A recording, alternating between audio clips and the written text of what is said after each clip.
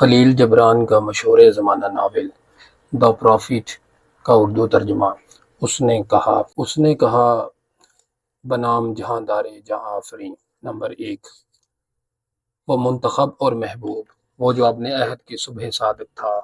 وہ 12 برس تک شہر عرفہ میں اپنے جہاز کا منتظر رہا جو ایک دن آنے والا تھا اور اس کو اس کے وطن کی طرف لے جانے والا تھا۔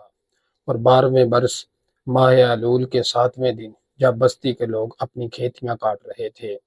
اس نے شہر کے باہر پہاڑیوں پر چڑھ کر سمندر کی طرف نظر ڈالی۔ کوہر کے دھندلے دامن میں اس نے اپنے جہاز کو آتے دیکھا۔ اس وقت اس کے دل کے دروازے کھل گئے۔ اس کی مسرت نے سمندر کی پہنائی پر اپنے پر پھیلائے۔ اس نے آنکھیں بند کر لیں اور اپنی روح کے سکون مطلق میں وہ دعا کرنے لگا۔ مگر جب وہ پہاڑی سے اترا تو اس پر ایک اداسی طاری ہو گئی۔ اس کے دل میں یکا یک خیال آیا، میں یہاں سے مسرور و بے غم کیوں کر جا سکوں گا؟ اے کردگار، میں اس بستی سے رخصت ہو نہیں سکتا تا وقتے کہ ایک زخم اپنی روح پر نہ لگا دوں۔ غم و اندوہ کا ایک طویل زمانہ میں نے اس شہر پناہ کے اندر گزارا ہے۔ میری تنہائی کی راتیں بہت طویل تھیں۔ اپنی روح کے بے شمار ٹکڑے میں نے اب گلیوں میں پھینکے ہیں اور میرے ارمانوں کی لاتعداد اولاد ان پہاڑیوں کی آغوش میں پھر رہی ہے۔ اب یہ کیوں کر ممکن ہے کہ میں بغیر دکھ اور خلش کے ان سے علیحدہ ہو جاؤں؟ یہ کوئی لباس تو نہیں جس کو میں آج اپنے جسم سے اتار پھینکنا چاہوں تو بلا تکلف پھینک دوں۔ مجھے تو اپنے ہی ہاتھوں سے اپنا پوست کھینچنا ہے۔ یہ بستی کوئی محض تخیل و تصور نہیں کہ میں اس کو چھوڑ کر، بھلا کر، دل سے مٹا کر چلا جاؤں۔ یہ تو میرا دل ہے، میرے دل کا مقصود ہے جس کو خواہش کامگار اور طبیب کامران نے خوش کام بنایا ہے۔ لیکن میں ٹھہر بھی تو نہیں سکتا۔ سمندر جو آخرکار سبھی کو اپنی گود میں کھینچ کر اپنے سینے سے لپٹا لیتا ہے، مجھے بلا رہا ہے۔ آخر مجھے اپنی کشتی میں سوار ہونا ہی پڑے گا، اس لیے کہ قیام جب کہ رات کی ساعتیں شعلہ بادامن ہوں، ایک جمود ہے، حرکت سے محروم، ایسا جیسے ہوا برف کی طرح منجمد اور شفاف ہو کر ایک سانچے میں بند ہو جائے۔ قیام ممکن نہیں۔ کاش کہ میں جو کچھ یہاں ہے وہ سب اپنے ساتھ لے جا سکتا، مگر کیوں کر؟ آواز جس کے شانوں پر زبان پر لگاتی ہے خود تو اٹھ جا سکتی ہے مگر زبان اور ہونٹوں کو ساتھ نہیں لے جا سکتی۔ وہ مجبور ہے کہ تنہا آکاش کی جستجو میں پرواز کرے اور اسی طرح عقاب، وہ جو آفتاب کی کرنوں کو اپنے طاقتور پروں سے کاٹتا ہوا اور نور کے اس پھیلے ہوئے جال میں الجھتا ہوا اڑتا ہے، وہ اپنے آشیانے کو ساتھ نہیں لے جا سکتا۔ جب وہ دامنے کوہ میں اترا تو پھر اس نے سمندر کی طرف دیکھا۔ اس نے دیکھا کہ اس کا جہاز ساحل کی طرف بڑا چلا آ رہا ہے۔ اس نے جہاز کے ملاحوں کو جہاز کے مہرہ پر کھڑے دیکھا۔ وہ سب ملاح اس کے ہم وطن تھے، اسی کے دیس والے تھے۔ اس کی زبان خاموش تھی مگر اس کی روح نے بے اختیار ان ملاحوں کو پکارا، میری اس زندہ و جاوید ماں کے بیٹو، موجوں کے شاہ سوارو، کتنی دفعہ میں نے تمہیں اپنے عالمی خواب میں تصور کی موجوں پر تیرتے دیکھا ہے۔ اب تم میری بیداری کی اس حالت میں میری طرف آئے ہو جو عالم رویا سے بھی زیادہ گہرا اور وسیع ایک عالم ہے۔ ہاں، چلنے کو میں تیار ہوں۔ میرا اشتیاق کے سفر اپنے بادبانوں کو چڑھائے ہوئے ہوا کے جھونکوں کا منتظر ہے۔ بس ایک سانس اور اس خاموش فضا میں بس ایک محبت کی نگاہ واپسی، پھر میں تمہارے پاس آ جاؤں گا، سمندروں کے مسافروں کا ہم سفر مسافر۔ اور تو اے مہاساگر، اے مارے خوابیدہ، تو کہ تیرے ہی آغوش میں چشموں اور دریاؤں کو آزادی نصیب ہوتی ہے۔ میں تو اسے وعدہ کرتا ہوں کہ پہلے اس کے کہ اس بستی کی زندگی کا پانی چند قدم اور گزر سکے یا اس سرسبز وادی میں ایک لمحہ اور اپنا ترنم جاری رکھ سکے، میں تیرے پاس آ جاؤں گا، ایک بے حد و نہایت قطرہ، ایک بے حد و نہایت سمندر میں۔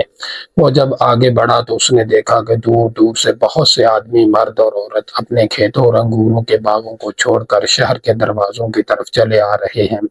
اس نے ان کی آوازیں سنی، وہ سب اسی کا نام لے کر پکار رہے تھے اور کھیتوں چلا چلا کر ایک دوسرے کو جہاز کے آنے کی خبر سنا رہے تھے۔ اس نے اپنے دل سے کہا، کیا یوم فراق ہی یوم وصال ہوگا، اور کیا کہا جائے گا کہ میری شام ہی میری صبح تھی، اور میں کیا دے سکوں گا اس شخص کو جس نے میرے لیے اپنا حل کھیت میں پڑا چھوڑ دیا؟ کیا ایسا ممکن نہیں کہ میرا دل پھلوں سے لدا ہوا ایک درخت بن جائے تاکہ میں اس کے میوے کو ان لوگوں میں دونوں ہاتھوں سے تقسیم کر سکوں؟ کیا ایسا ممکن نہیں کہ میرا ذوق تمام ایک پہاڑی چشمے کی طرح بہنے لگے تاکہ یہ لوگ اس سے اپنے پیالے بھر لیں؟ کیا میں ایک مورچنگ نہیں بن سکتا کہ لوگوں کی انگلیاں اس سے مس کریں اور اس کی موسیقی فضا میں پھیل جائے؟ یا میں ایک بانسری نہیں بن سکتا کہ اس کا سانس ان کی روحوں میں گزر جائے؟ میں خاموشیوں کا تمنائی ہوں۔ وہ کیا دولت ہے، کہاں ہے جو میں نے اپنی خاموشیوں میں پائی اور جس کو اب میں تقسیم کر سکوں؟ اگر آج میری فصل کے کٹنے کا دن ہے تو کس کھیت میں نے تخم پاشی کی تھی اور کس گزرے ہوئے بھولے ہوئے زمانے میں؟ اگر یہی وہ ساعت ہے جب مجھے اپنی قندیل اٹھا کر بلند کرنی ہے تو کیا اس قندیل میں وہی شعلہ روشن ہوگا جو میرے اندر ہے؟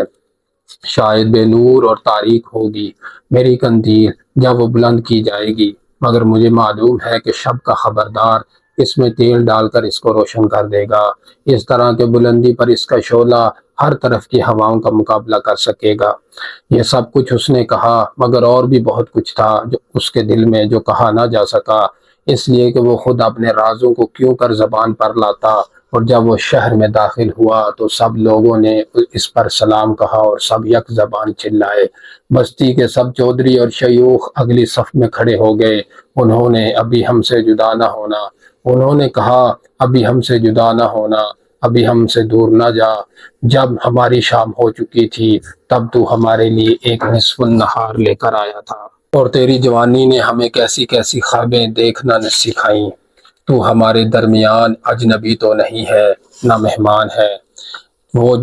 جب کہ تو ہماری ہی اولاد ہے، ہمارا ہی محبوب ہے۔ ابھی ہماری آنکھوں کو اپنے دیدار کا بھوکا نہ بنا۔ شیخوں اور مرشدوں نے اس سے کہا، سمندر کی موجوں کو ہمارے اور اپنے درمیان حائل نہ کر، اور نہ اس عہد زندگی کو جو تو نے ہمارے پاس گزارا ہے ماضی کے حوالے کر۔ ایک روح کی طرح تو ہمارے درمیان گزرا ہے، تیرے عکس قد نے ہمارے چہروں کو روشن کیا ہے، تیری پرنور پیشانی نے ہماری جبینوں کو نورانی بنایا ہے۔ بہت ہم نے تجھے پیار کیا، مگر ہماری محبت بے زبان تھی، وہ پردوں میں چھپی رہی، مگر آج وہ پردے سے باہر آ کر تجھے پکار رہی ہے، اور تیرے روبرو بے نقاب موجود ہے۔ اور ہوتا بھی یہی ہے ہمیشہ کہ محبت اپنی گہرائی سے بے خبر رہتی ہے تاکہ فراق کے ساتھ آ جائے۔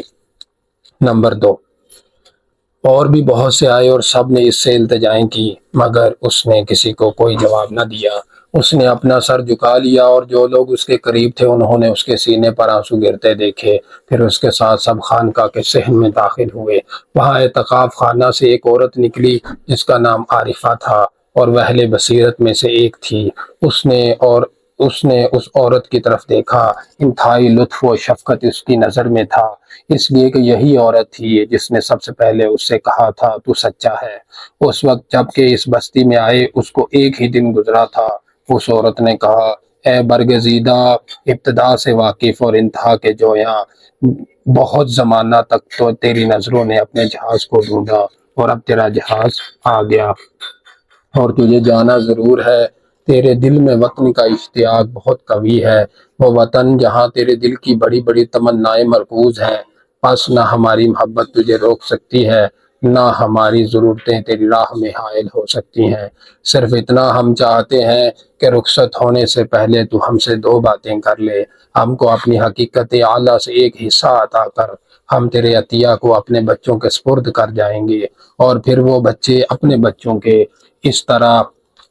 تیری امانت ہماری ہمیشہ نسلوں میں محفوظ رہے گی۔ اپنی تنہائی اور خلوت میں تو نے ہماری زندگی کا مطالعہ کیا، اپنی بیداری میں تو نے اس طرح ہماری نگہداشت کی جیسے ماں سوتے ہوئے بچے کی نگرانی کرتی ہے، جیسے وہ خواب میں بچے کو روتے اور مسکراتے دیکھتی ہے۔ بس اب تو ہمارا راز ہم پر ظاہر کر دے اور ہمیں بتا دے وہ سب کچھ جو تو نے دیکھا ہے موت اور حیات کے درمیان۔ اس نے جواب دیا، بستی والو، میں تم سے کس چیز کا ذکر کروں سوائے اس چیز کے جو اب بھی تمہاری روحوں میں لرزہ اور متحرک ہے۔ عورت نے کہا، ہمیں محبت کے متعلق کوئی بات بتا تب اس نے سر اٹھایا اور لوگوں کی طرف دیکھا۔ ایک گہری خاموشی سب پر طاری ہو گئی۔ بہت باری آواز سے اس نے کہا، جب محبت تمہیں اشارہ کرے تو اس کے پیچھے جاؤ،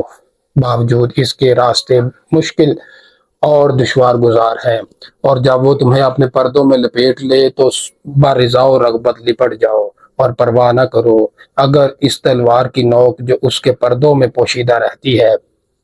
تمہیں زخمی کر دے، اور جب وہ تم سے بات کرے تو اس کی بات کا یقین کر لو، خواہ اس کی آواز تمہارے تمام مرغوب خوابوں کو منتشر کر دے، اس طرح جس طرح نسیم شمالی باغیچہ کو ویران کر دیتی ہے۔ یاد رکھو کہ محبت تمہارے سر پر تاج رکھتی ہے تو ساتھ ہی تمہیں سولی پر بھی چڑھا دیتی ہے۔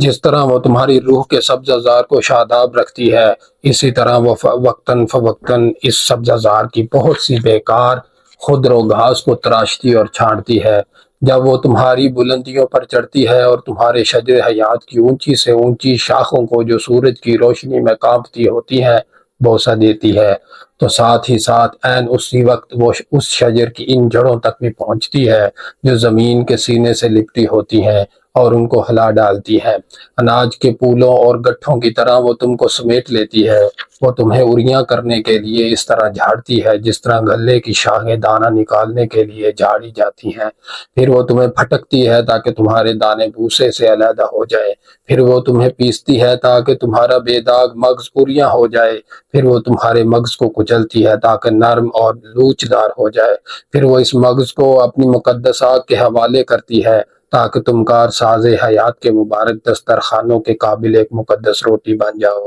یہ سب عمل محبت تم پر کرے گی، اور جب تم اپنے دل کا راز جانو گے اور تب اس راز کو جان کر تم قلب حیات کا ایک جزو بن جاؤ گے۔ لیکن اگر تم ڈر گئے اور تم نے صرف محبت اور محبت کا عیش ہی تلاش کیا، تب تو بہتر یہ ہے کہ تم اپنی اوریانی کو ڈھانک کر محبت کے کھلیان سے نکل جاؤ اور ایسی دنیا میں چلے جاؤ جہاں کوئی موسم نہیں ہوتا، کوئی نور نہیں ہوتا، کوئی ذوق نہیں ہوتا اور نہ کوئی صاحب ذوق ہوتا ہے۔ وہاں بھی تم ہنسو گے تو مگر اپنے حصے کی پوری ہنسی نہ ہنس سکو گے۔ تمہارا تبسم نامکمل اور تمہارے قصے ادھورے ہوں گے۔ تم وہاں رو بھی سکو گے مگر اپنے حصے کے سب آنسو نہ پاؤ گے۔ بہت سے آنسو باہر آنے سے پہلے خشک ہو جائیں گے۔ محبت تم کو کچھ نہیں دیتی سوائے اپنے، اور محبت تم سے کچھ نہیں لیتی سوائے اپنے، سوائے اس جوہر لطیف کے جو اسی کا ہے۔ محبت قبضہ نہیں کرتی، نہ اس پر قبضہ کیا جا سکتا ہے، اس لیے کہ محبت خود ہی اپنے لیے بس ہے۔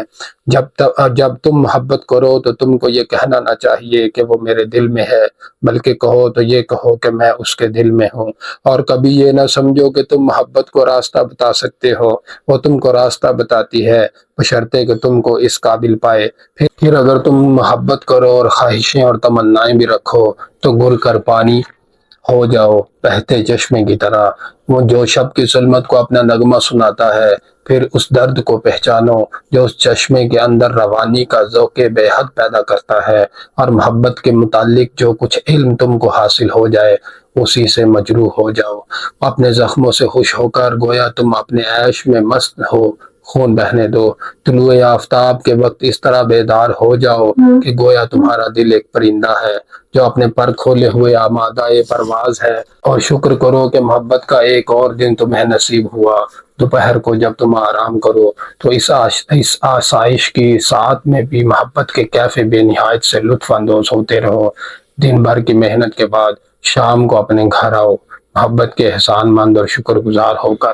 پھر شب کو اسی طرح اپنی آنکھیں بند کرو تاکہ تمہارا دل محبوب کے لیے دعاؤں سے معمور ہو اور تمہارے لبوں پر مدح و توصیف کی ایک راگنی رقص کر رہی ہو۔ نمبر 3،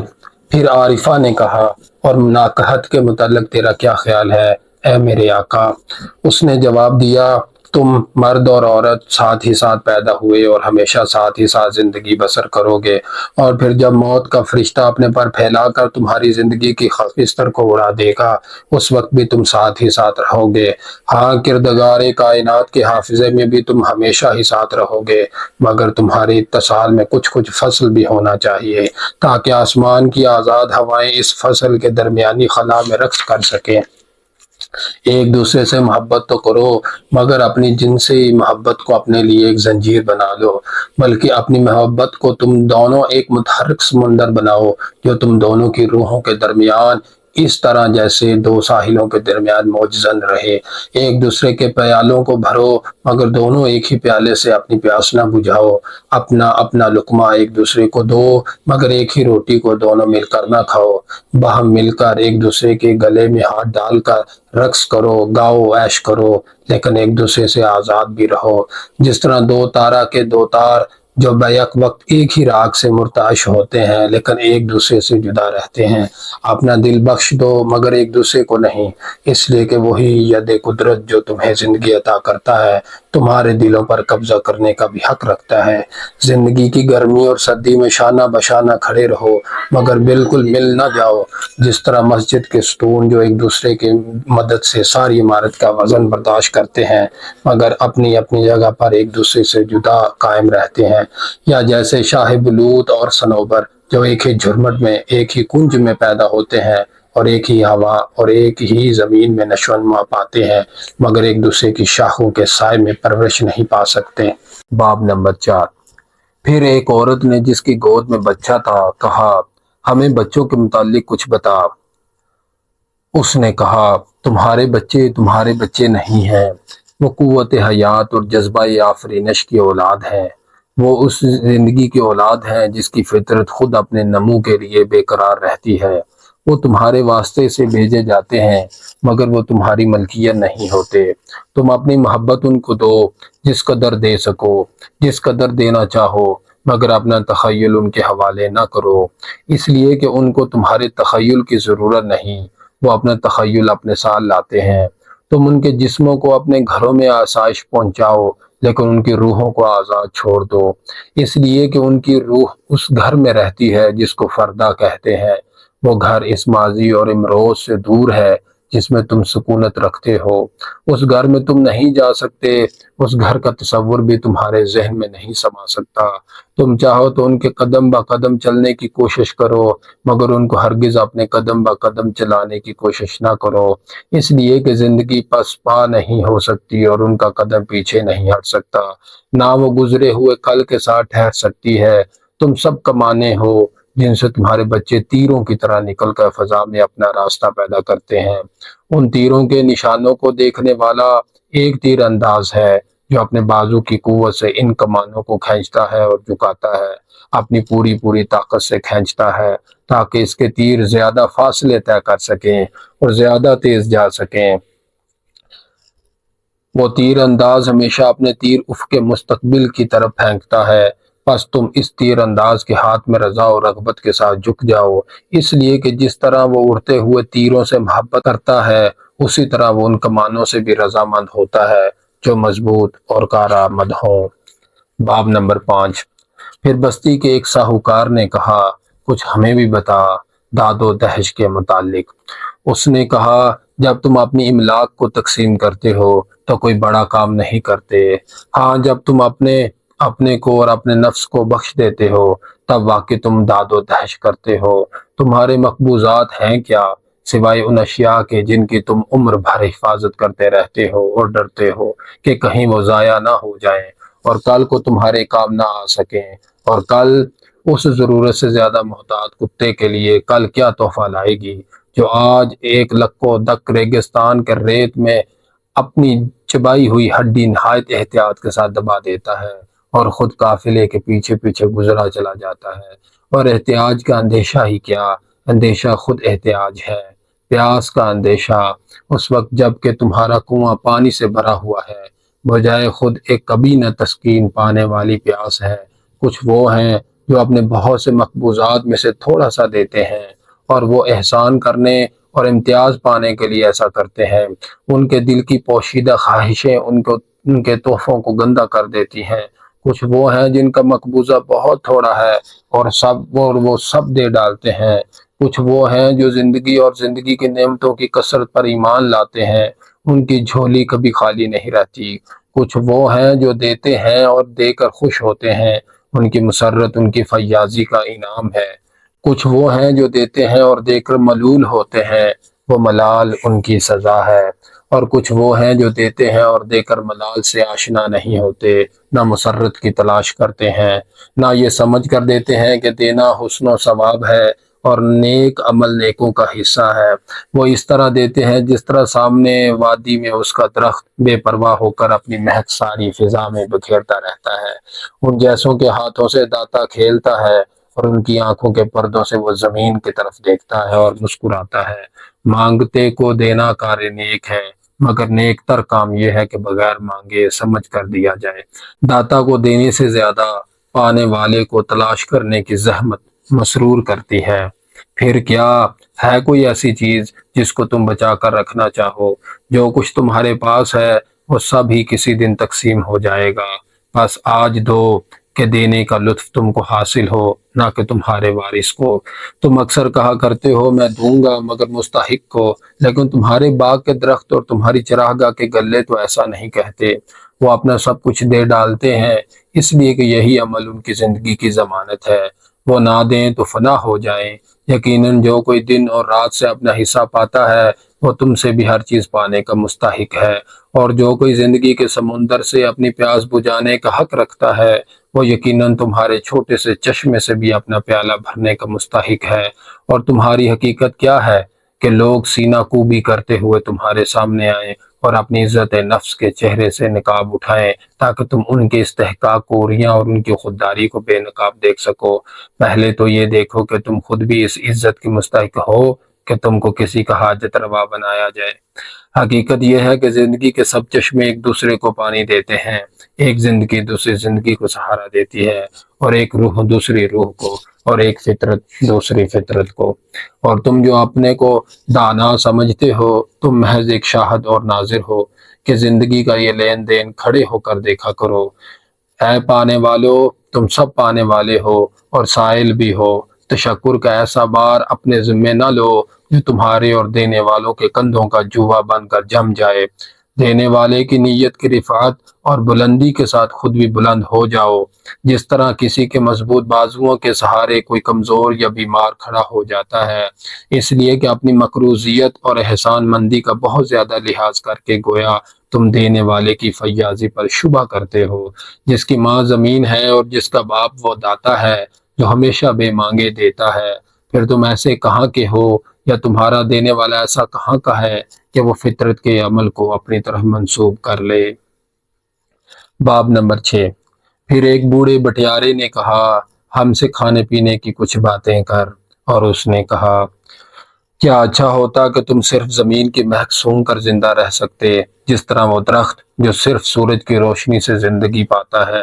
لیکن اگر تمہاری فطرت مجبور کرتی ہے کہ تم اپنی غذا دوسروں کا خون کر کے حاصل کرو، اور اگر تم مجبور ہو کہ اپنی پیاس بجھانے کے لیے ماؤں کے بچوں کو دودھ سے محروم کر دو، تو کچھ ایسا کرو کہ تمہارا یہ فعل بھی عبادت میں داخل ہو جائے، تمہارا دسترخوان ایک قربان گاہ بن جائے جس پر جنگل کے معصوم اور پاک رہنے والے جاندار تمہارے پاکیزہ تر وجود مانوی پر قربان کیے جائیں۔ جب تم ایک حیوان کے گلے پر چھری پھیرو تو اپنے دل میں کہو کہ وہی طاقت جو تجھے ذبح کرتی ہے مجھے بھی ذبح کرتی ہے۔ میں بھی تیری طرح فنا ہو جانے والا ہوں، اس لیے کہ جس قانون قدرت نے تجھے میری غذا بنایا وہی مجھ کو مجھ سے قوی تر کی غذا بنائے گا۔ تیرا اور میرا خون سوائے اس کے کوئی حقیقت نہیں رکھتا کہ میری اور تیری رگوں سے نکل کر کسی دوسرے شجرے فطرت کی آبیاری کرے، کسی اور کی زندگی کو تقویت پہنچائے، کسی اور کے کمزور جسم کو مضبوط بنائے، کسی اور کی رگوں میں دوڑے۔ اور جب تم ایک سیب کو اپنے دانتوں کے نیچے کچلو تو اپنے دل میں کہو کہ تیرا تخم میرے جسم میں سرسبز رہے گا، تیرا عرق میرے جسم میں تازہ رہے گا، اور تیرے آئندہ کھلنے والے شگوفے میرے دل کے اندر پھولیں گے، اور تیری نکہت میری سانس کے ساتھ پھیلے گی، اور اس طرح ہم دونوں تو اور میں ایک دوسرے کی زندگی میں شریک ہو کر پھلے پھولیں گے،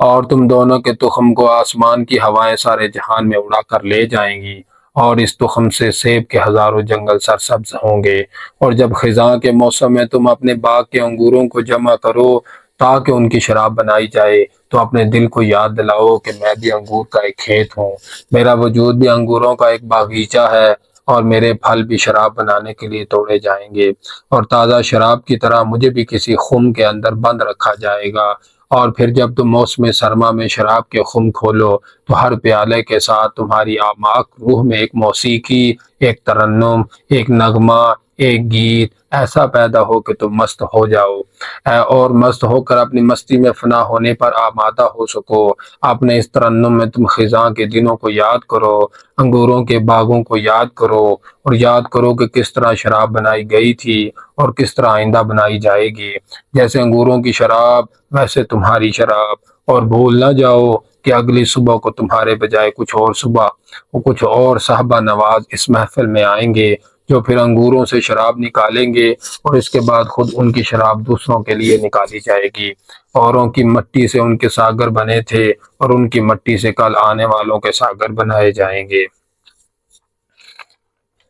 باب نمبر 7۔ پھر ایک دہقان نے کہا، ہم کو محنت کے متعلق کوئی نکتہ بتا۔ اس نے کہا، تم محنت کرتے ہو اس لیے کہ زمین اور زمانہ کے ساتھ جو زمین کی روح ہے قدم بقدم چل سکو۔ اس لیے کہ کاہل ہونا ایسا ہے جیسے دنیا کے موسموں سے نا آشنا ہو جانا، جیسے زندگی کے اس جلوس سے علیحدہ ہو کر پیچھے رہ جانا جو انتہائی تفاخر و نیاز مندی کے ساتھ ایک وجود بے قرار کی طرف بڑھا چلا جا رہا ہے۔ جب تم محنت کرتے ہو تو تم ایک بانسری بن جاتے ہو جس کے قلب سے نکلی ہوئی ساعت شماری کی آواز ایک لازوال موسیقی بن کر حیات انسانی پر چھا جاتی ہے۔ تم میں سے کون ہے جو نیستان میں ایک خاموش اور بے صدا گھاس کا تنکا بن جانا پسند کرے گا، جبکہ تمہارے دوسرے تنکے اور نرکل ایک موسیقی کی طلبریز فضا میں ہم آواز ہوں۔ تم سے کہا گیا ہے کہ محنت ایک لعنت اور جفا کشی ایک مصیبت ہے، مگر میں تم سے کہتا ہوں کہ جب تم محنت کرتے ہو تو تم کائنات کے اس اعلیٰ ترین مقصد کو پورا کرتے ہو جس کے لیے تم اسی دن نامزد کر دیے گئے تھے، جس دن وہ مقصود عظیم پیدا ہوا تھا۔ اور محنت کا دامن پکڑ کر تم بلا شبہ زندگی کا دامن پکڑ لیتے ہو، اور محنت کے واسطے سے زندگی کو محبوب بنا لینا زندگی کے عزیز ترین رازوں سے واقف ہو جانا ہے۔ لیکن اگر تم اپنی تکلیف کی حالت میں اپنی پیدائش کی زحمت و صعوبت اور زندگی کے احتیاج کو ایک لعنت سمجھتے ہو جو تمہاری پیشانی پر لکھ دی گئی ہے، تو میں تم سے کہتا ہوں کہ اس لکھی ہوئی لعنت کو تمہاری پیشانی کے پسینے کے علاوہ اور کوئی چیز دھو نہیں سکتی۔ تم سے لوگ کہتے ہیں کہ زندگی ایک ظلمت ہے، اور تمہاری بے عملی تم کو بے عمل لوگوں کا ہم آواز بنا دیتی ہے۔ ہاں، زندگی یقیناً ایک ظلمت ہے، میں بھی یہی کہتا ہوں، مگر جب اس کی طلب ہو اور طلب اندھی ہوتی ہے، مگر جب علم ہو اور علم خود بین ہوتا ہے، مگر جب محنت ہو اور محنت بے نتیجہ ہوتی ہے، مگر جب محبت ہو اور جب محض محبت کی وجہ سے محنت کرتے ہو تو اپنے کو اپنے سے، اپنے وجود ظاہر کو اپنے وجود باطن سے، اور ایک کو دوسرے سے اور عامل ازل سے وابستہ کر لیتے ہو۔ اور محبت کے ساتھ محنت ہے کیا؟ وہ ایسی بات ہے کہ گویا تم اپنے دل کے تار نکال کر ان سے ایک کپڑا بنو تاکہ اس سے تمہارے محبوب کا لباس بنایا جائے، یا گویا تم اپنے محبوب کی آسائش کے لیے ایک مکان تعمیر کر رہے ہو جس کی اینٹیں تم اپنے خون سے جماتے ہو، یا گویا تم اپنے محبوب کی خاطر زمین پر تخم پاشی کر رہے ہو، یا اپنے پریم کی انتہائی مسرت کے ساتھ کھیتی کاٹ رہے ہو، یا گویا کہ تم کائنات کو اپنی روح سے معمور کر دیتے ہو، اور پھر تم دیکھتے ہو کہ تمہارے تمام اعمال تمہارے گرد کھڑے ہوئے تمہاری کامیابیوں کا تماشا دیکھ رہے ہیں۔ میں نے اکثر تم کو کہتے سنا ہے اس طرح کہ گویا تم عالم خواب میں بول رہے ہو کہ وہ شخص جو مر کے حسین مجسمے بناتا ہے اور اپنے فن کے زور سے اپنی روح کو پتھر کے اندر اتار دیتا ہے، اس شخص کے مقابلے میں ضرور عالی مقام ہے۔ وہ محض زمین کھودتا ہے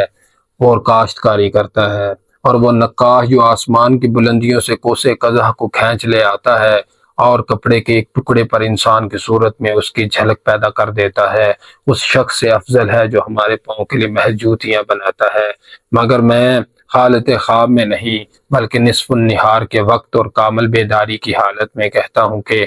ہوا عظیم الشان اور سر افراز شاہ بلوط کے ساتھ جس قدر شیریں زبان ہے، اسی قدر چھوٹے سے بے قیمت گھاس کے تنکے کے ساتھ بھی ہے، اور افضل وہی ہے جو ہوا کو اپنی محبت کے جادو سے موسیقی کا ایک آسمانی گیت بنا دے۔ محنت در حقیقت محبت کا ایک عظیم مظہر ہے۔ نظر آنے والی کل میں محبت جسم ہے جس کے اندر محنت روح ہے، اور اگر تم محبت کی وجہ سے بھی محنت نہیں کر سکتے بلکہ صرف دل نخواستہ محنت کرتے ہو، تو بہتر ہے کہ تم اپنا کام ترک کر کے کسی مندر کے دروازے پر بیٹھ رہو اور ان لوگوں سے بھیک مانگ لیا کرو جو اپنے کھیتوں سے خوش دل واپس ہوتے ہیں تاکہ دیوتا کے درشن کریں۔ اس لیے کہ تم بے دلی سے اپنی روٹی پکاتے ہو تو کڑوی روٹی پکاتے ہو جو صرف انہی لوگوں کے پیٹ کی آگ بجھا سکتی ہے جو انسان نہیں ہوتے اور محض نیم انسان ہوتے ہیں۔ اور اگر تم انگوروں کی خوش دلی کے ساتھ نہیں نچوڑ سکتے تو وہ شراب زہرآلود ہو جائے گی۔ تمہاری بے دلی زہر بن کر اس شراب میں مل جائے گی۔ اور اگر تم فرشتوں کی طرح آسمانی گیت بھی گاؤ، مگر تمہارا گیت محبت اور محنت کی چاشنی سے محروم ہو، تو سننے والوں کے کانوں میں تمہارا گیت روئی بن کر گھس جاتا ہے تاکہ وہ فطرت کی کوئی آواز نہ سن سکیں۔ پھر ایک عورت نے کہا، ہم سے غم اور مسرت کا کچھ ذکر کر، اور اس نے جواب دیا، تمہاری مسرت در حقیقت تمہارا غم ہی ہے جس کا نقاب اتار دیا گیا ہے۔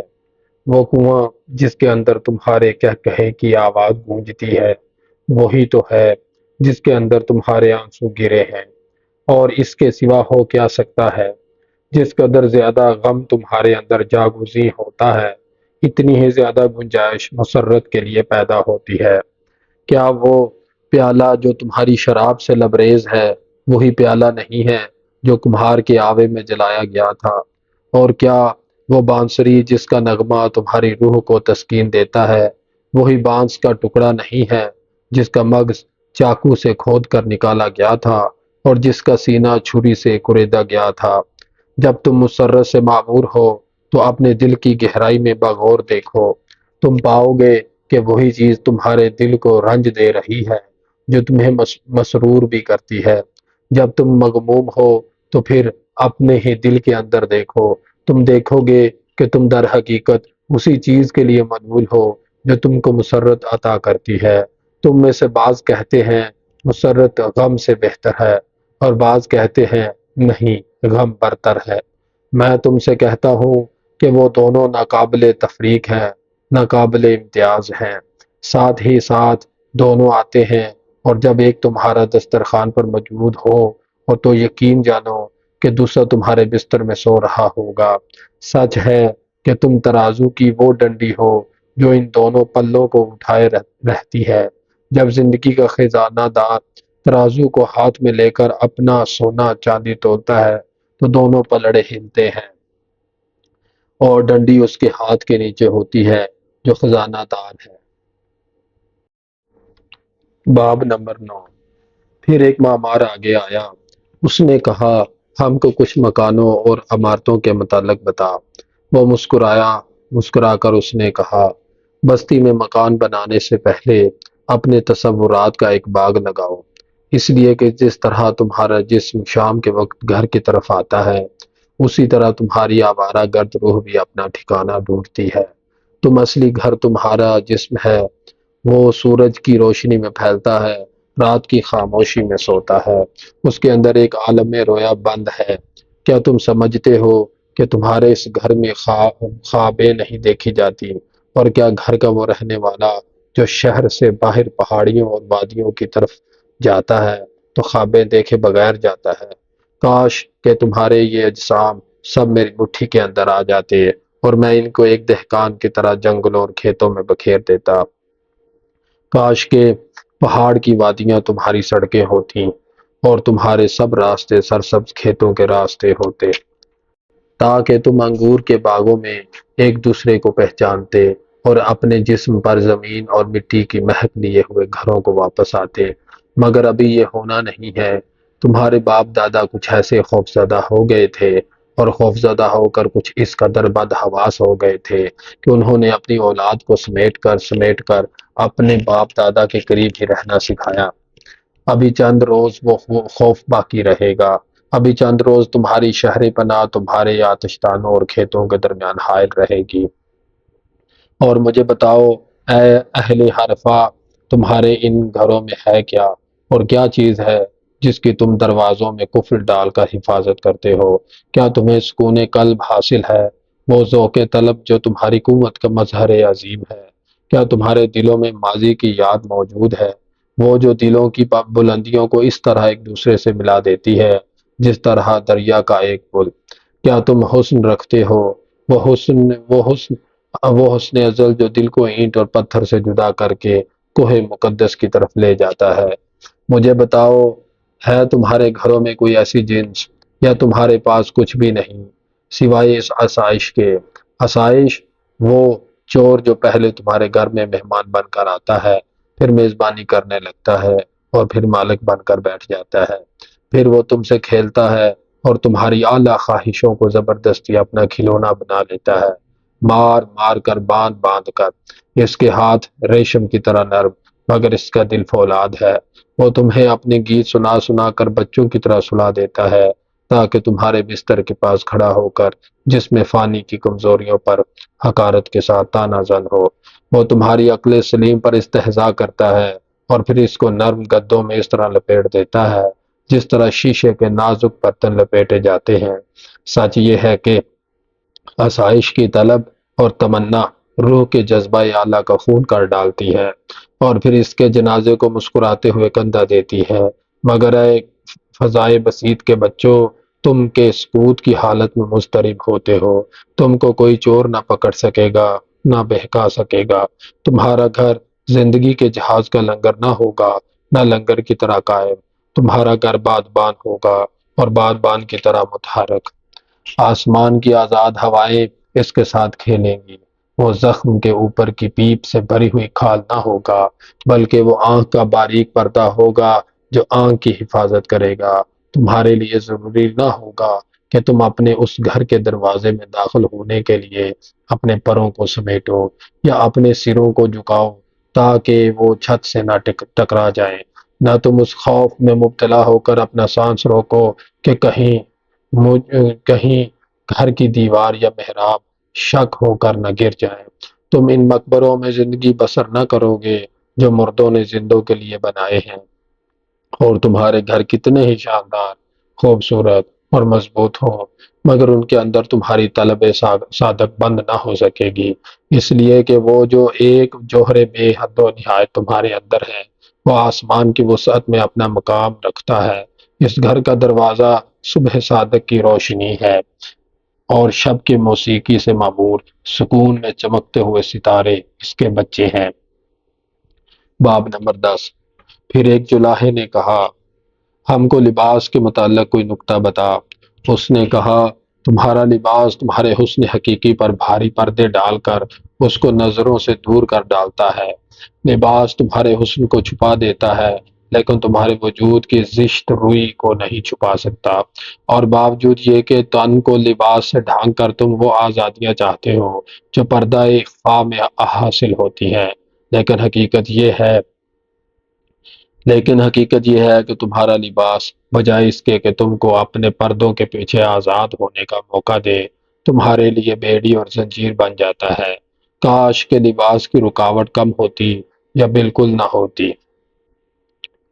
اور تمہارے جسم کی کھال سورج اور ہوا سے براہ راست متصل اور مانوس ہوتی، اس لیے کہ نفس حیات سورج کی روشنی ہے اور زندگی کی قوت کھلی ہوا کے اندر ہے۔ تم میں سے بعض کہتے ہیں کہ باد شمالی ہمیں لباس پہننے پر مجبور کرتی ہے، اسی نے ہمارے جسم پر کیڑا لپیٹ دیا ہے۔ ہاں، میں کہتا ہوں، ہاں، باد شمالی نے تمہارے جسموں پر کیڑا لپیٹا،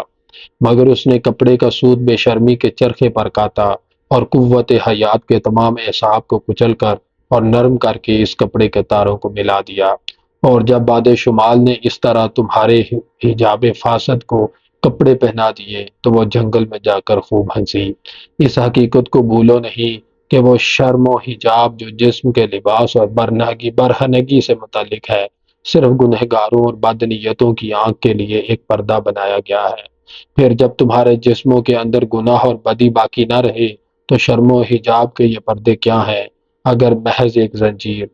فطرت کی آزادیوں کو باندھنے والی اور ایک گناہ کی بیماری نہیں ہے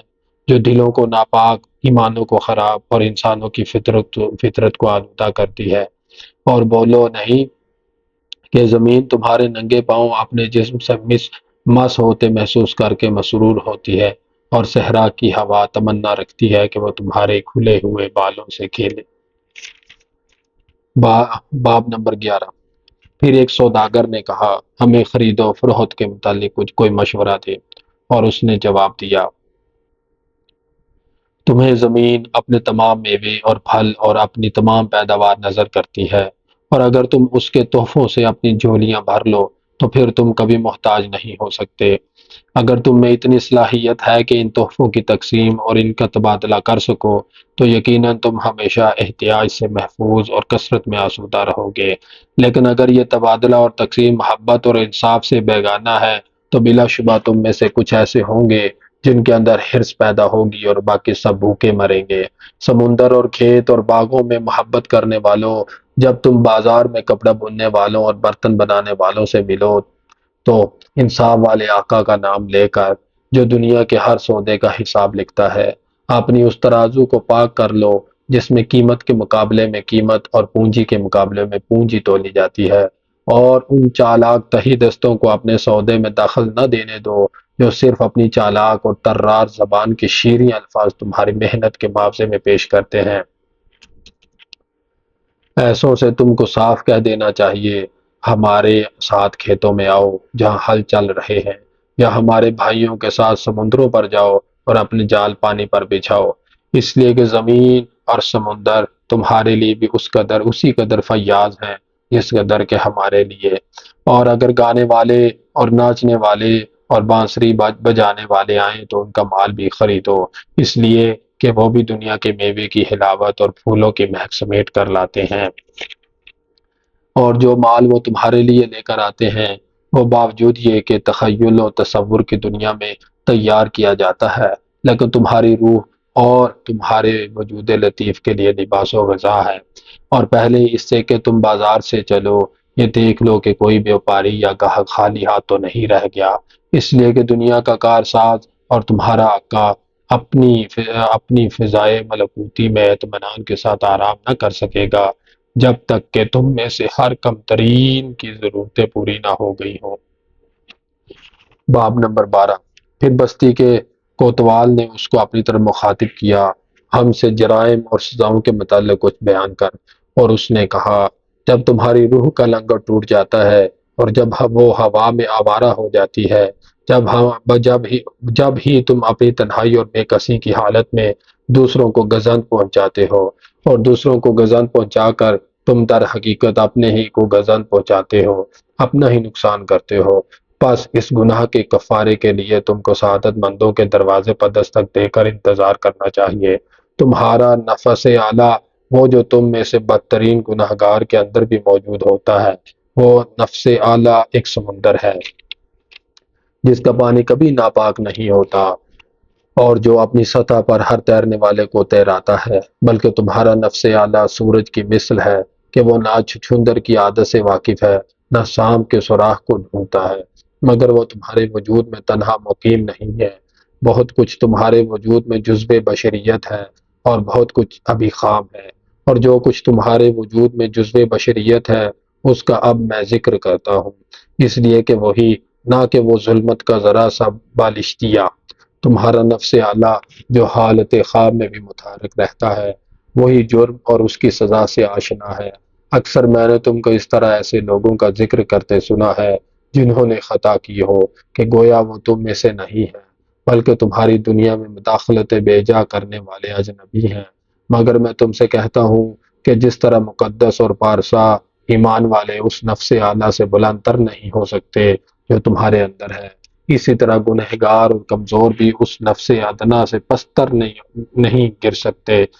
جو ان کے اندر ہے۔ اور جس طرح درخت کا وہ ایک پتا بھی جو سوکھ کر زرد ہو جاتا ہے، درخت کے تمام پتوں اور شاخوں میں شامل رہتا ہے، اور کوئی نہیں کہہ سکتا کہ وہ درخت کا جزو نہیں ہے یا خارج از درخت ہے، اسی طرح گناہ گار بھی کوئی گناہ ایسا نہیں کرتا جس کے ذمہ داری میں تمہارا ضمیر خفی شریک نہ ہو۔ ایک جلوس کی طرح تم سب اپنے نفس اعلیٰ کی طرف بڑھتے چلے جاتے ہو، تم راہ بھی ہو اور راہ رو بھی۔ اور جب اس جلوس میں سے کوئی شخص ٹھوکر کھا کر گرتا ہے تو وہ دوسروں کو اسی طرح خطرے سے آگاہ کر دیتا ہے جس طرح راستے میں پڑا ہوا پتھر۔ اور اگر اس گرنے والے کو اس کے تیز قدم ساتھی نہیں اٹھاتے اور گرا ہوا چھوڑ کر آگے بڑھ جاتے ہیں تو گویا وہ دانستہ بعد کے آنے والوں کے لیے ایک سنگ راہ چھوڑ جاتے ہیں۔ اور یہ بھی سن لو، خواہ میرے الفاظ تمہارے دلوں پر کتنے ہی گراں گزرے، کہ مقتول اپنے قتل کے جرم میں خود بھی شریک ہوتا ہے، اور جو کوئی لوٹا گیا ہے وہ خود بھی اپنی تباہی کے الزام سے بری نہیں ہے۔ پاک باز اور بے گناہ مجرم اور گنہگار کے افعال کی ذمہ داری میں ضرور شریک ہیں، اور کوئی نیکوکار نہیں جس کے ہاتھ بدکاروں کی بدکاری سے ملوث اور آلودہ نہ ہو۔ اسی طرح اکثر مجرم اسی شکار کا ہدف بنتا ہے جس کو وہ ایذا پہنچاتا ہے، اور اکثر وہی خطاوار جو سزا پاتا ہے بظاہر بے خطا ہوتا ہے اور معصوموں کی خطاؤں کا بوجھ بھی اٹھاتا ہے۔ تم انصاف سے بے انصافی کو اور گناہ گاروں سے بے گناہوں کو جدا نہیں کر سکتے، اس لیے کہ وہ آفتاب کے روبرو شانہ بشانہ کھڑے ہیں، جس طرح کالی اور سفید ڈوری باہم لپٹی ہوئی ہو پیچ در پیچ، اور جب کالی ڈوری ٹوٹ جاتی ہے تو جلاحا سارے تھان کو پھر درست کرتا ہے اور اپنے اس چرخے کو بھی دیکھتا ہے جس سے وہ کمزور تار نکلے تھے۔ اگر تم میں سے کوئی کسی بے وفا بیوی کے جرم کو انصاف کی ترازو میں تولنا چاہے تو اس کو چاہیے کہ وہ عورت کے شوہر کے دل کو بھی اسی ترازو کے پلے میں رکھ دے، اور اس عورت کی روح کے ساتھ اس مرد کی روح کو بھی پیمانے سے ناپ لے، اور پھر وہ شخص جو مجرم کی کمتر اور پھر وہ شخص جو مجرم کی کمر پر تازیانہ مارنے کھڑا ہو، ذرا اس انسان کی روح کو بھی جانچ لے جو ستم رسیدہ کہا جاتا ہے۔ اور اگر تم میں سے کوئی چاہتا ہے کہ حق و انصاف کا نام لے کر کسی مجرم کو سزا دے اور گناہ کے درخت پر کلہاڑی چلائے تو اس کو چاہیے کہ ایک نظر اس کی جڑ کو بھی دیکھ لے، اور جب وہ زمین کے نیچے دبی ہوئی جڑ کو دیکھے گا تو اس پر یہ حقیقت منکشف ہوگی کہ زمین کی خاموش اور تاریک گہرائی میں اچھے اور برے ثمر اور بے ثمر کی جڑیں باہم لپٹی ہوئی ہیں۔ اور اے انصاف کرنے والے حاکموں، اگر تم چاہتے ہو کہ حق کے مطابق فیصلہ کرو اور سزائیں دو تو تم اس شخص کے خلاف کیا فیصلہ دو گے جو اپنے ظاہری اعمال میں نیکوکار ہے مگر جس کی روح چور ہے؟ تم اس شخص کو کیا سزا دو گے جو دوسروں کے جسم کی جان اپنی تلوار سے نکالتا ہے مگر ساتھ ہی ساتھ اپنی روح کو بھی قتل کر ڈالتا ہے؟ اور تم اس شخص پر کس طرح مقدمہ قائم کرو گے جس کا عمل فریب اور ظلم سے خالی نہیں مگر جو خود بھی دوسروں کے فریب کا شکار اور دوسروں کے ظلم کا مظلوم ہے؟ اور تم ان لوگوں کو کس طرح تعزیر کرو گے جن کی پشیمانی ان کے گناہوں سے بھی زیادہ ہے؟ کیا پشیمانی بھی اسی قانون کے ماتحت ایک سزا نہیں ہے جس قانون پر تم عمل کرتے ہو؟ لیکن یہ سزا ایسی ہے کہ تم چاہو بھی تو اس کو بے گناہ پر عائد نہیں کر سکتے، نہ گناہ گار کے دل سے اس کو جدا کر سکتے ہو۔ پشیمانی بغیر بلائے رات کی تاریکی میں آتی ہے تاکہ سوتے ہوئے جاگ جائیں اور جاگ کر اپنے نفس کا مطالعہ کریں۔ ضمیر کی شمع کو تمہارے اندر روشن کرتی ہے، اور تم جو انصاف کے اصول کو سمجھنے کے مدعی ہو، کس طرح تم انصاف اور حق کی بنیادی اصولوں کو سمجھ سکو گے تاوقتے کہ تم انسان کی گناہ گار زندگی سے بھی اسی قدر واقف نہ ہو جس قدر کہ تم اپنے خیال میں اس کی نیکیوں سے آگاہ ہو؟ اس وقت تم کو معلوم ہوگا کہ سر بلند اور سر نگوں دونوں ایک ہی ہیں، گویا ایک ہی انسان ہے اور ایک ہی اس کا نفس ہے جو صبح اور شب کے درمیان اس طرح قائم ہے کہ اس کے ایک طرف شب کی تاریکی میں اس کا نفس ادنا نمایاں ہے اور دوسری طرف صبح کی روشنی میں اس کا نفس اعلیٰ جلوہ ریز ہے۔ اور اس وقت تم کو معلوم ہوگا کہ معبد کی محراب کا بلند پتھر اس کی بنیاد کے پتھر سے ذرا بھی بلند تر نہیں ہے۔ پھر ایک قانون ساز نے کہا، ہمارے قانون کے متعلق تو کیا کہتا ہے؟ اس نے کہا، تم کو قانون بنانے اور عائد کرنے میں کیسا مزہ آتا ہے، مگر تم کو اس کے توڑنے اور اس کی خلاف ورزی کرنے میں بھی مزہ آتا ہے، سمندر کے کنارے کھیلتے ہوئے بچوں کی طرح جو بڑی محنت سے بڑے شوق کے ساتھ ریت کے گھروندے بناتے ہیں اور پھر ہنس ہنس کر ان کو مٹا ڈالتے ہیں، مگر تم جس قدر گھروندے ہنس ہنس کر توڑتے ہو اسی قدر زیادہ سمندر تمہارے کھیلنے کے لیے ریت لاتا ہے۔ تم اس ریت سے پھر نئے گھروندے بناتے ہو اور پھر ان کو توڑ ڈالتے ہو، سمندر پھر تمہارے لیے اور بہت سی ریت لاتا ہے اور جب تم اسے اپنے گروندوں کو توڑتے وقت ہنستے ہو تب وہ بھی تمہارے ساتھ ہنستا ہے۔ مگر ان انسانوں کا کیا حال ہوتا ہے جن کے نزدیک زندگی سمندر نہیں ہے اور نہ انسان کے بنائے ہوئے قوانین ریت کے گروندے ہیں، بلکہ جو زندگی کو ایک مستحکم چٹان سمجھتے ہیں اور ان کا قانون گویا سنگ تراش کی ایک چھینی ہے جس سے وہ چٹان پر اپنے وجود معنوی کے نقوش کھودتے ہیں، مگر کتنی جلد وہ اپنے بنائے ہوئے نقوش کو بنا بنا کر مٹاتے ہیں۔ ہر نئے نقش کو سمجھتے ہیں کہ یہ مکمل ہے، اور پھر ہر نقش ایک تازہ تر نقش کا محتاج پایا جاتا ہے۔ ان چٹانوں والوں کو زندگی سب سے زیادہ نااستوار ہے۔ وہ دوسروں کو جب اپنے سے مختلف دیکھتے ہیں تو سمجھ نہیں سکتے مگر کڑتے ہیں۔ اس اپاہج کا کیا حال ہوتا ہے جو رقص کرنے والوں کو رقص کرتے دیکھ کر حسد کی آگ میں جلتا ہے، اور اس لیے وہ اپنی لنگڑی ٹانگ اور اپنے ٹوٹے ہوئے ہاتھ اور اپنی پھوٹی ہوئی آنکھ کی خوبیوں پر دلیلیں لاتا ہے۔ اس بیل کو کیا کہیے جو اپنے کندھوں کے جوئے سے اتنی محبت کرتا ہے کہ جنگل کے ہرن اور نیل گائے کو قابل تحقیر، آوارہ گرد اور ناکارہ سمجھتا ہے۔ اس بوڑھے سام کا کیا حال ہوتا ہے جو اپنے بڑھاپے کی وجہ سے کینچلی نہیں اتار سکتا اور دوسرے نوجوان سانپوں کو کینچلی بدلتے دیکھ کر ننگا اور بے شرم سمجھتا ہے، اور وہ جو ضیافت میں اکثر بن بلائے بھی قبل از وقت آتا ہے اور خوب کھاتا ہے، اور کھانے کھاتے کھاتے تھک کر جب زیادہ کھانے سے معذور ہو جاتا ہے تو اٹھ کر چلا جاتا ہے، مگر کہتا ہے کہ یہ ضیافتیں قباحتیں ہیں اور یہ میزبان قانون کی خلاف ورزی کے مرتکب ہوئے ہیں۔ جن کی ضیافتوں میں لوگوں کے معدے بھاری اور ہضم خراب ہو جاتے ہیں، میں ایسے لوگوں سے کیا کہوں سوائے اس کے کہ تم بھی سورج کی روشنی میں کھڑے تو ہو مگر تمہارے چہرے دوسری طرف اور تمہاری پشت سورج کی طرف ہے۔ تم صرف اپنا سایہ دیکھتے ہو، سورج کا چہرہ نہیں دیکھتے، اور وہی سایہ تمہارا قانون ہے۔ تمہارے خیال میں سورج کی حقیقت بس یہ ہے کہ وہ پرچھائیاں بناتا ہے، پھر یہ کیا ہے کہ تم اصل قانون کو جو سورج کے اندر ہے صرف اسی قدر مانتے ہو کہ اس کی پرچھائی کو زمین پر ڈھونڈتے ہو اور اسی پرچھائی کے پیچھے بھاگے چلے جاتے ہو۔ مگر اب میں ان لوگوں سے ایک بات کہتا ہوں جو سورج کی طرح منہ کر چلتے ہیں، تم کو زمین کی پرچھائیاں کس طرح نہ پکڑ سکیں گی؟ تم جو ہوا کے ساتھ ساتھ اپنی مسافت طے کرتے ہو، تمہارے لیے قطب نما کی حاجت نہیں ہے۔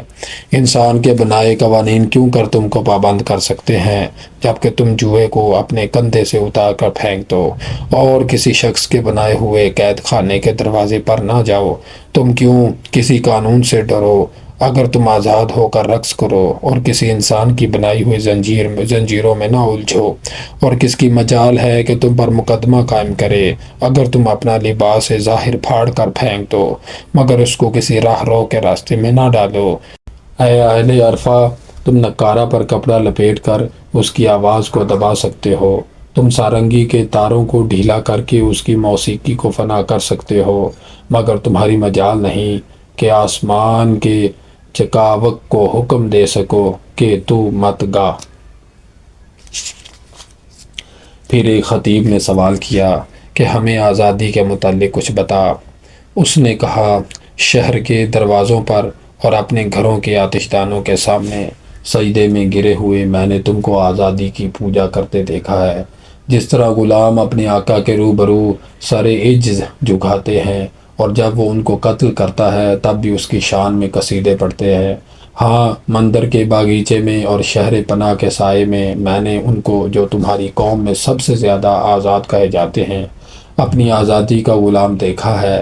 اس طرح کہ اس آزادی کا جوا ان کے کندھوں پر رکھا تھا اور اسی آزادی کی زنجیریں ان کے پاؤں میں پڑی ہوئی تھیں، اور جب میں نے یہ دیکھا تو میرے دل کے زخم اندر ہی اندر بہنے لگے، اس لیے کہ تم آزاد تو جب ہی ہو سکتے ہو جب آزادی حاصل کرنے کی خواہش کو بھی تم اپنے لیے ایک پابندی اور زنجیر سمجھنے لگو، اور جب تم آزادی کا نام اس طرح لینا چھوڑ دو کہ گویا وہی تمہارے سفر کی منزل مقصود ہو اور وہی تمہاری تمناؤں کی تکمیل ہے۔ بے شک تم اس وقت آزاد ہوگے جب تمہارے دن افکار سے آزاد اور تمہاری راتیں احتیاج اور غم سے خالی ہوں، مگر اس سے بھی آزاد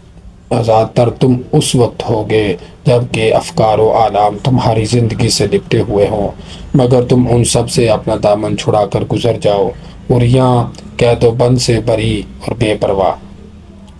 اور کیونکہ تم اپنی رات اور اپنے دن کی پابندیوں سے چھٹکارا پاؤ گے، تا وقت کہ تم ان زنجیروں کو نہ توڑ ڈالو جن سے تم نے آغاز حیات ہی کے وقت اپنی زندگی کے نصف النہار کو باندھ دیا تھا۔ فی الواقع جس کو تم آزادی کے نام سے پکارتے ہو، وہ انہی زنجیروں میں سے سب سے زیادہ مضبوط ایک زنجیر ہے۔ اس کی کڑیاں سورج کی روشنی میں چمکتی ہیں، اور وہ چمک تمہاری نظروں کو خیرہ کرتی ہے۔ اور وہ کیا چیز ہے جس کو ترک کر کے تم آزاد ہو سکتے ہو؟ وہ تمہارے ہی وجود کے چند ٹکڑے ہیں۔ اگر زندگی کا وہ قانون جس کو تم منسوخ کر کے آزاد ہونا چاہتے ہو تو ایسا کرنا غیر منصفانہ ہے۔ اگر تم چاہتے ہو کہ تم اس سے آزاد ہو جاؤ تو یہ بھی یاد رکھو کہ وہ قانون تمہارا ہی مرتب کیا ہوا ہے، اور تم ہی نے خود اس کو اپنی پیشانی پر لکھا تھا۔ تم محض قانون کی کتابوں کو آگ لگا کر قانون کو نہیں مٹا سکتے، نہ تم اپنے حاکموں کی پیشانیوں کو دھو کر جو کچھ ان پر لکھا ہے اس کو مٹا سکتے ہو۔ خواہ تم پیشانیوں کے ان نقوش پر ساتوں سمندر بہا دو، اور اگر تم اس بادشاہ کو تخت سے اتارنا چاہتے ہو جو خود مختار، سخت گیر اور ظالم ہے، تو پہلے اس کی فکر کرو کہ اس بادشاہ کا وہ تخت جو تمہارے اندر قائم ہے اپنی جگہ سے ہٹایا جا سکے، اس لیے کہ کوئی ظالم حاکم اپنی آزاد اور آزادی کی طالب یا آزادی پر فخر کرنے والی رعایا پر حکومت نہیں کر سکتا جب تک کہ خود رعایا کی آزادی میں ظلم کے عناصر کی آمیزش نہ ہو، اور جب تک کہ خود رعایا کی عزت نفس محکومیت کے عجز اور بے شرمی سے ملوث نہ ہو، اور جب تک کہ رعایا کی یہ بے شرمی حاکم کی حکومت کو تقویت نہ پہنچائے۔ اور اگر زندگی کا کوئی تردد ہے جس کو تم اپنے سے دور کر دینا چاہتے ہو، تو یاد رکھو کہ وہ تردد کسی دوسرے نے تم پر حاوی نہیں کیا، بلکہ خود تم نے اس کو اپنے اوپر عائد کیا ہے۔ اور اگر کوئی خوف ہے جس کو تم مٹانا چاہتے ہو تو اس کا مقام خود تمہارے ہی دل میں ہے۔ وہ خوف ہرگز اس شخص کی وجہ سے نہیں ہے جس سے تم خوف زدہ ہو، بے شک سب چیزوں کی آمیزش تمہارے ہی اندر ہے، مطلوب اور نامرغوب، محبوب اور دشمن۔ پھر جب سایہ باقی نہ رہے اور روشنی ہی باقی رہ جائے، تب وہ روشنی بھی ایک بلند تر روشنی کا سایہ بن جاتی ہے۔ اور اس طرح جب تمہاری آزادی اپنی زنجیروں سے آزاد ہوتی ہے تو پھر ایک عظیم تر، بلند تر، کامل تر آزادی کی زنجیریں پہن لیتی ہے۔ پھر ایک عورت جو ان سب کی باتیں سن رہی تھی اور خاموش تھی، کہنے لگی، ہمیں عقل اور جذبے کے متعلق کوئی بات بتا۔ اور اس نے کہا، تمہاری روح اکثر میدان کارزار بن جاتی ہے جب تمہاری عقل سلیم اور تمہارا فہم خواہشوں اور محرور جذبات سے نبرد آزما ہوتے ہیں۔ کاش کہ میں تمہاری روحوں کے اندر داخل ہو کر ان لڑنے والوں کے درمیان مصالحت کرا سکتا، میں ثالث بالخیر بن سکتا، میں تمہارے عناصر کے اس مناقشہ اور مجادلہ کو ایک نغمہ وحدت میں منتقل کر سکتا۔ تمہارا فہم اور تمہارے جذبات دونوں تمہاری سمندر پر تیرنے والی روح کے دو پتوار ہیں، اور اگر تمہارے بادبانوں یا پتواروں میں سے ایک بھی پھٹ جائے یا ٹوٹ جائے تو پھر تم موجوں کے سینے پر بے اختیار اور لاچار ہو کر بہا کرو گے، یا سمندر کی سطح پر بے سہارے موجوں کے تمانچے کھایا کرو گے۔ اس لیے کہ تنہا عقل ایک ایسی قوت ہے جو حرکت اور عمل کو روکتی ہے، اور جذبہ بغیر عقل کے ایک شعلہ ہے جو ایسی آگ لگاتا ہے کہ اپنے کو بھی جلا ڈالتا ہے، مگر حرکت اور عمل کا ضامن وہی ہے۔ بس ایسا کرو کہ تمہاری روح تمہاری عقل کو اس بلندی پر پہنچا دے جہاں جذبے کار فرما ہوتے ہیں، تاکہ وہ دونوں مل کر اپنا نغمہ چھیڑیں، تمہاری بے عملی کو عمل کے میدان میں لائیں اور بے لگام عمل کا توازن درست رکھیں، اور اپنی روح کو اجازت دو کہ وہ عقل کو جذبہ رہنما بنائے، تاکہ تمہارا جذبہ ہر روز اپنی آگ میں جل کر پھر اسی آگ سے پیدا ہوا کرے اور تنفس کی طرح اپنی راکھ میں اپنی زندگی محفوظ رکھے۔ میں چاہتا ہوں کہ تم اپنی قوت فیصلہ اور اپنی خواہشوں کو اس طرح نوازو کہ گویا وہ عزیز مہمان تمہارے گھر میں مقیم ہیں۔ ایسا تو تم یقیناً نہ کرو گے کہ ایک مہمان کی دوسرے سے زیادہ مدارات کرو۔ اس لیے کہ جو میزبان دو میں سے ایک مہمان کی زیادہ مدارات کرتا ہے وہ بالآخر دونوں کی محبت سے محروم ہو جاتا ہے۔ پہاڑوں کی وادیوں میں جب تم سایہ دار درختوں کی شاخوں کے سائے میں بیٹھو اور پھیلے ہوئے کھیتوں اور سبزہ زاروں کے سکون اور آسودگی میں اپنا حصہ بانٹو تو اس وقت تمہارا دل فطرت کے خاموش اور پرسکون آغوش میں کہے، عقل مطلق ہماری ہی عقل راحت پاتی ہے۔ اور پھر جب طوفان آئے اور ہوا کا زبردست بازو جنگلوں کو ہلا ڈالے اور بجلی کی چمک اور بادل کی گرج آسمانوں کی عظمت کا اعلان کرے، تب تمہارا دل مرعوب ہو کر کہے، عقل مطلق جذبہ کے دوران خون میں متحرک ہوتی ہے، اور جب تم اس عقل مطلق کی فضائے بسیط میں ایک نفس حیات ہو، اور جب تم اس کی وسعت لامتناہی میں، اس کے صحرائے عظیم میں کسی تناور درخت کا محض ایک پتا ہو، تو تم کو کیا زیبا ہے کہ عقل سے راحت پاؤ اور جذبے کے اندر حرکت کرو۔ پھر اس مجمع سے نکل کر ایک عورت آئی۔ اس نے پکارا، ہم سے کچھ درد کا حال بیان کر۔ اس نے کہا، تمہارا درد گویا اس صدف کے ٹوٹنے کی تکلیف ہے جس کے اندر تمہارا فہم بند ہے۔ وہ ایک حیات اعلیٰ کی ولادت کا دروازہ ہے۔ جس طرح ضرور ہے کہ ایک پھل کا سخت چھلکا ٹوٹے تاکہ اس کا مغز باہر آ سکے، جس طرح ضرور ہے کہ شگوفے کا سینہ چاک ہو تاکہ پھول کی پتیاں باہر آ سکیں، اسی طرح ضرور ہے کہ تم بھی اپنے صدف کے ٹوٹنے کا دکھ برداشت کرو، اور اگر تمہارا دل اس قابل ہو کہ زندگی کے روزانہ پیش آنے والے معجزوں کو دیکھ سکے،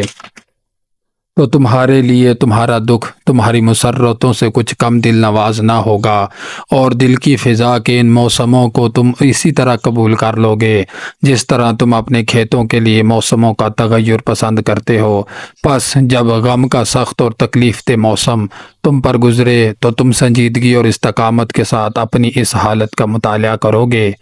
تمہارا بہت سا دکھ تمہارا ہی انتخاب ہے۔ وہ در حقیقت ایک کڑوی دوا ہے جو تمہارے نفس خفی کے امراض کا علاج کرنے کے لیے تمہارا طبیب تمہیں پلاتا ہے۔ پس طبیب پر بھروسہ کرو اور اس کی دوا خاموشی اور سکون قلب کے ساتھ پی جاؤ، اس لیے کہ جراح کا ہاتھ خواہ کتنا ہی بھاری اور سخت ہو مگر وہ دست قدرت کے اشاروں پر کام کرتا ہے، اور طبیب جو پیالہ تمہارے لیے لاتا ہے اس سے خواہ تمہارے لب جل جائیں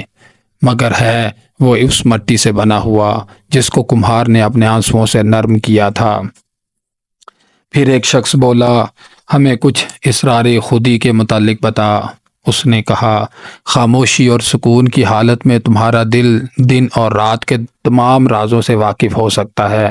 مگر تمہارے کان منتظر رہتے ہیں کہ تمہارے دل کا علم ان تک پہنچے۔ تم چاہتے ہو کہ وہ راز جو تمہارے دل میں ہمیشہ واضح رہتا ہے الفاظ کے پیکر میں تمہارے کانوں تک بھی آئے۔ تم چاہتے ہو کہ اپنے تصور کے عریاں جسم سے اپنی انگلیوں کو مس کر سکو، اور بہتر ہے کہ ایسا ہی ہو۔ تمہاری روح کی گہرائی کا چشمہ ضرور ہے کہ لبریز ہو کر چھلکے اور شور مچاتا ہوا سمندر کی طرف دوڑے، تب تم سمندر کی بے پایاں گہرائی کے خزانے تمہاری آنکھوں کے سامنے روشن ہو جائیں گے، مگر نامعلوم خزانوں کو کسی ترازو میں تولنے کی کوشش نہ کرو، نہ اپنے علم کی گہرائی کو لکڑی یا ڈوری کے پیمانے سے ناپنے کی کوشش کرو، اس لیے کہ تمہارا وجود معنوی ایک ایسا سمندر ہے جو بے پایاں اور ناپیدا کنار ہے۔ یہ نہ کہو کہ میں نے حق کو پا لیا، بلکہ صرف اتنا کہو کہ میں نے بہت سی حقیقتوں میں سے صرف ایک حقیقت کا علم حاصل کر لیا۔ یہ نہ کہو کہ میں نے روح کا راستہ معلوم کر لیا، بلکہ صرف یہ کہو کہ میں راستہ چلتے چلتے ایک جگہ اپنی روح سے دوچار ہوا، اس لیے کہ روح کے راستے بہت ہیں اور وہ نہ ایک مقرر راستے پر چلنے کے لیے مجبور ہے، نہ جنگل کے ایک پودے کی طرح پابگل ہے۔ روح جب پھلتی ہے اور پھولتی ہے تو اس طرح پھولتی ہے جس طرح ہزار پتیوں والا کنول۔ کچھ تعلیم اور تعلم کے متعلق ہمیں ہدایت کر، ایک مدرس نے کہا۔ اس نے جواب دیا، کوئی شخص تم کو ایسا علم نہیں بتا سکتا جو خود تمہارے اندر تمہارے ادراک کے افق پر نیم خوابیدہ موجود نہ ہو۔ وہ مدرس جو مسجد کی دیواروں کے سایہ میں یا مدرسے کی محراب کے نیچے اپنے شاگردوں کے ساتھ علم کے متعلق گفتگو کرتا ہے، وہ فی الحقیقت اپنا علم ان کو نہیں دیتا بلکہ صرف اپنا ایمان اور اپنی محبت ان کو عطا کرتا ہے۔ اگر وہ صاحب فہم ہے تو تم سے یہ نہیں کہتا کہ میرے خانہ عقل میں گھس آؤ، بلکہ خود تمہارے دل کے آستانے کی طرف تم کو راستہ بتاتا ہے۔ ایک نجومی خلا بسیط اور اجرام فلکی کے متعلق اپنے علم کا تم سے ذکر تو کرتا ہے، مگر وہ اپنے ادراک ماہیت اشیاء، اپنی قوت تمیز کو تمہارے حوالے نہیں کر سکتا۔ اگر ایک مغنی اپنا راگ تمہارے سامنے گا اور بجا تو سکتا ہے، مگر تم کو وہ کان نہیں دے سکتا جو اس کے نغمے پہچانتے ہیں، نہ وہ آواز دے سکتا ہے جو اس نغمے کو فضا میں بلند کرتی ہے۔ اور وہ جو ریاضی اور علم اعداد و شمار کا ماہر ہے، وہ تمہیں وزن اور پیمانے کے قاعدے تو بتا سکتا ہے، مگر وہ وزن اور پیمانے کی وسعت میں تم کو اپنے ساتھ نہیں لے جا سکتا، اس لیے کہ کسی شخص کے من کی موج، کسی شخص کی بصیرت دوسروں کی نظر کو پرے پرواز نہیں دے سکتی۔ پس جس طرح تم میں سے ہر ایک عقل کل کے وسیع علم میں فردن باندازہ اہلیت اپنی جگہ پاتا ہے، اسی طرح تم میں سے ہر ایک دنیا اور ماورائے دنیا کے متعلق اپنا علم سب سے جدا رکھتا ہے۔ یہ علم مشترک نہیں ہوتا، اس کی وسعت اپنے اندر انسانوں کے اشتراک کو توہین آمیز سمجھتی ہے۔ پھر ایک نوجوان آگے بڑھا، اس نے کہا، دوستی اور یاری کے متعلق ہمیں کچھ بتا۔ اس نے جواب دیا، تمہارا دوست وہ احتیاج ہے جو پوری ہو گئی ہو، وہ تمہارا کھیت ہے جس میں تم محبت کی تخم پاشی کرتے ہو، اسی کھیتی کو تم تشکر اور امتنان کے ساتھ کاٹتے ہو، وہ تمہارا دسترخوان اور تمہارے گھر کا آتشدان ہے، اس لیے کہ تم اپنی بھوک لے کر اس کے پاس جاتے ہو اور اپنے لیے آسائش اس سے طلب کرتے ہو، اور جب تمہارا دوست اپنے دل کی بات تم سے کہتا ہے تو تم کو نہ اپنے دل کی نہیں متردد کرتی ہے، نہ تم اس کو اپنی ہاں سے محروم رکھتے ہو، اور وہ جب خاموش ہوتا ہے تب بھی تمہارا دل اس کے دل کی گفتگو سننے سے عاری نہیں ہوتا، اس لیے کہ بغیر الفاظ کے مدد کے دوستی کے افکار، تمام خیالات، تمام خواہشات، تمام توقعات، تمام ارادے پیدا ہوتے ہیں، اور ان سے دوستوں کے لیے ایک مسرت حاصل ہوتی ہے بے طلب۔ جب تم دوست سے جدا ہونے لگو تو رنج نہ کرو، اس لیے کہ جو چیز اس کے اندر تمہیں عزیز ہے، ممکن ہے کہ اس کی غیبت میں وہ چیز زیادہ واضح ہو جائے۔ جس طرح پہاڑ جب اس پر تم چڑھ رہے ہو اپنی حیات مجموعی میں اتنا صاف نظر نہیں آتا جتنا دامن کوہ سے سر بلند نظر آتا ہے، اور دوستی کا کوئی مطلب نہ ہونا چاہیے سوائے اس کے کہ تم دوست کے ساتھ ایک مشترک روحانی گہرائی میں شریک ہو جاؤ،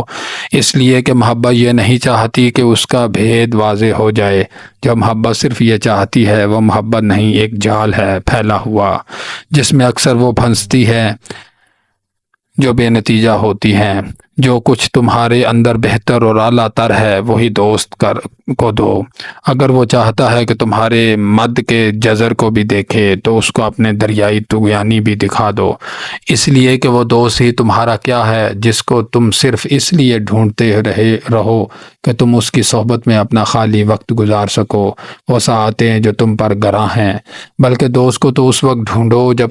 تم بیداری عمل کا وقت گزارنا چاہو، اس لیے کہ دوست کا کام تو یہ ہے کہ وہ تمہارے تقاضوں اور تمہاری ضرورتوں کو پورا کرے، نہ یہ کہ تمہارے اوقات کے خالی کاسہ کو بھرا کرے، اور دوستی کی حلاوت میں اپنے تبسم کو ملا دو اور اپنی مسرتوں کو مشترک کر لو، اس لیے کہ جب زندگی کی معطر شبنم دل پر گرتی ہے تب ہی اس کے دروازے کھلتے ہیں اور وہ تر و تازہ ہو جاتا ہے۔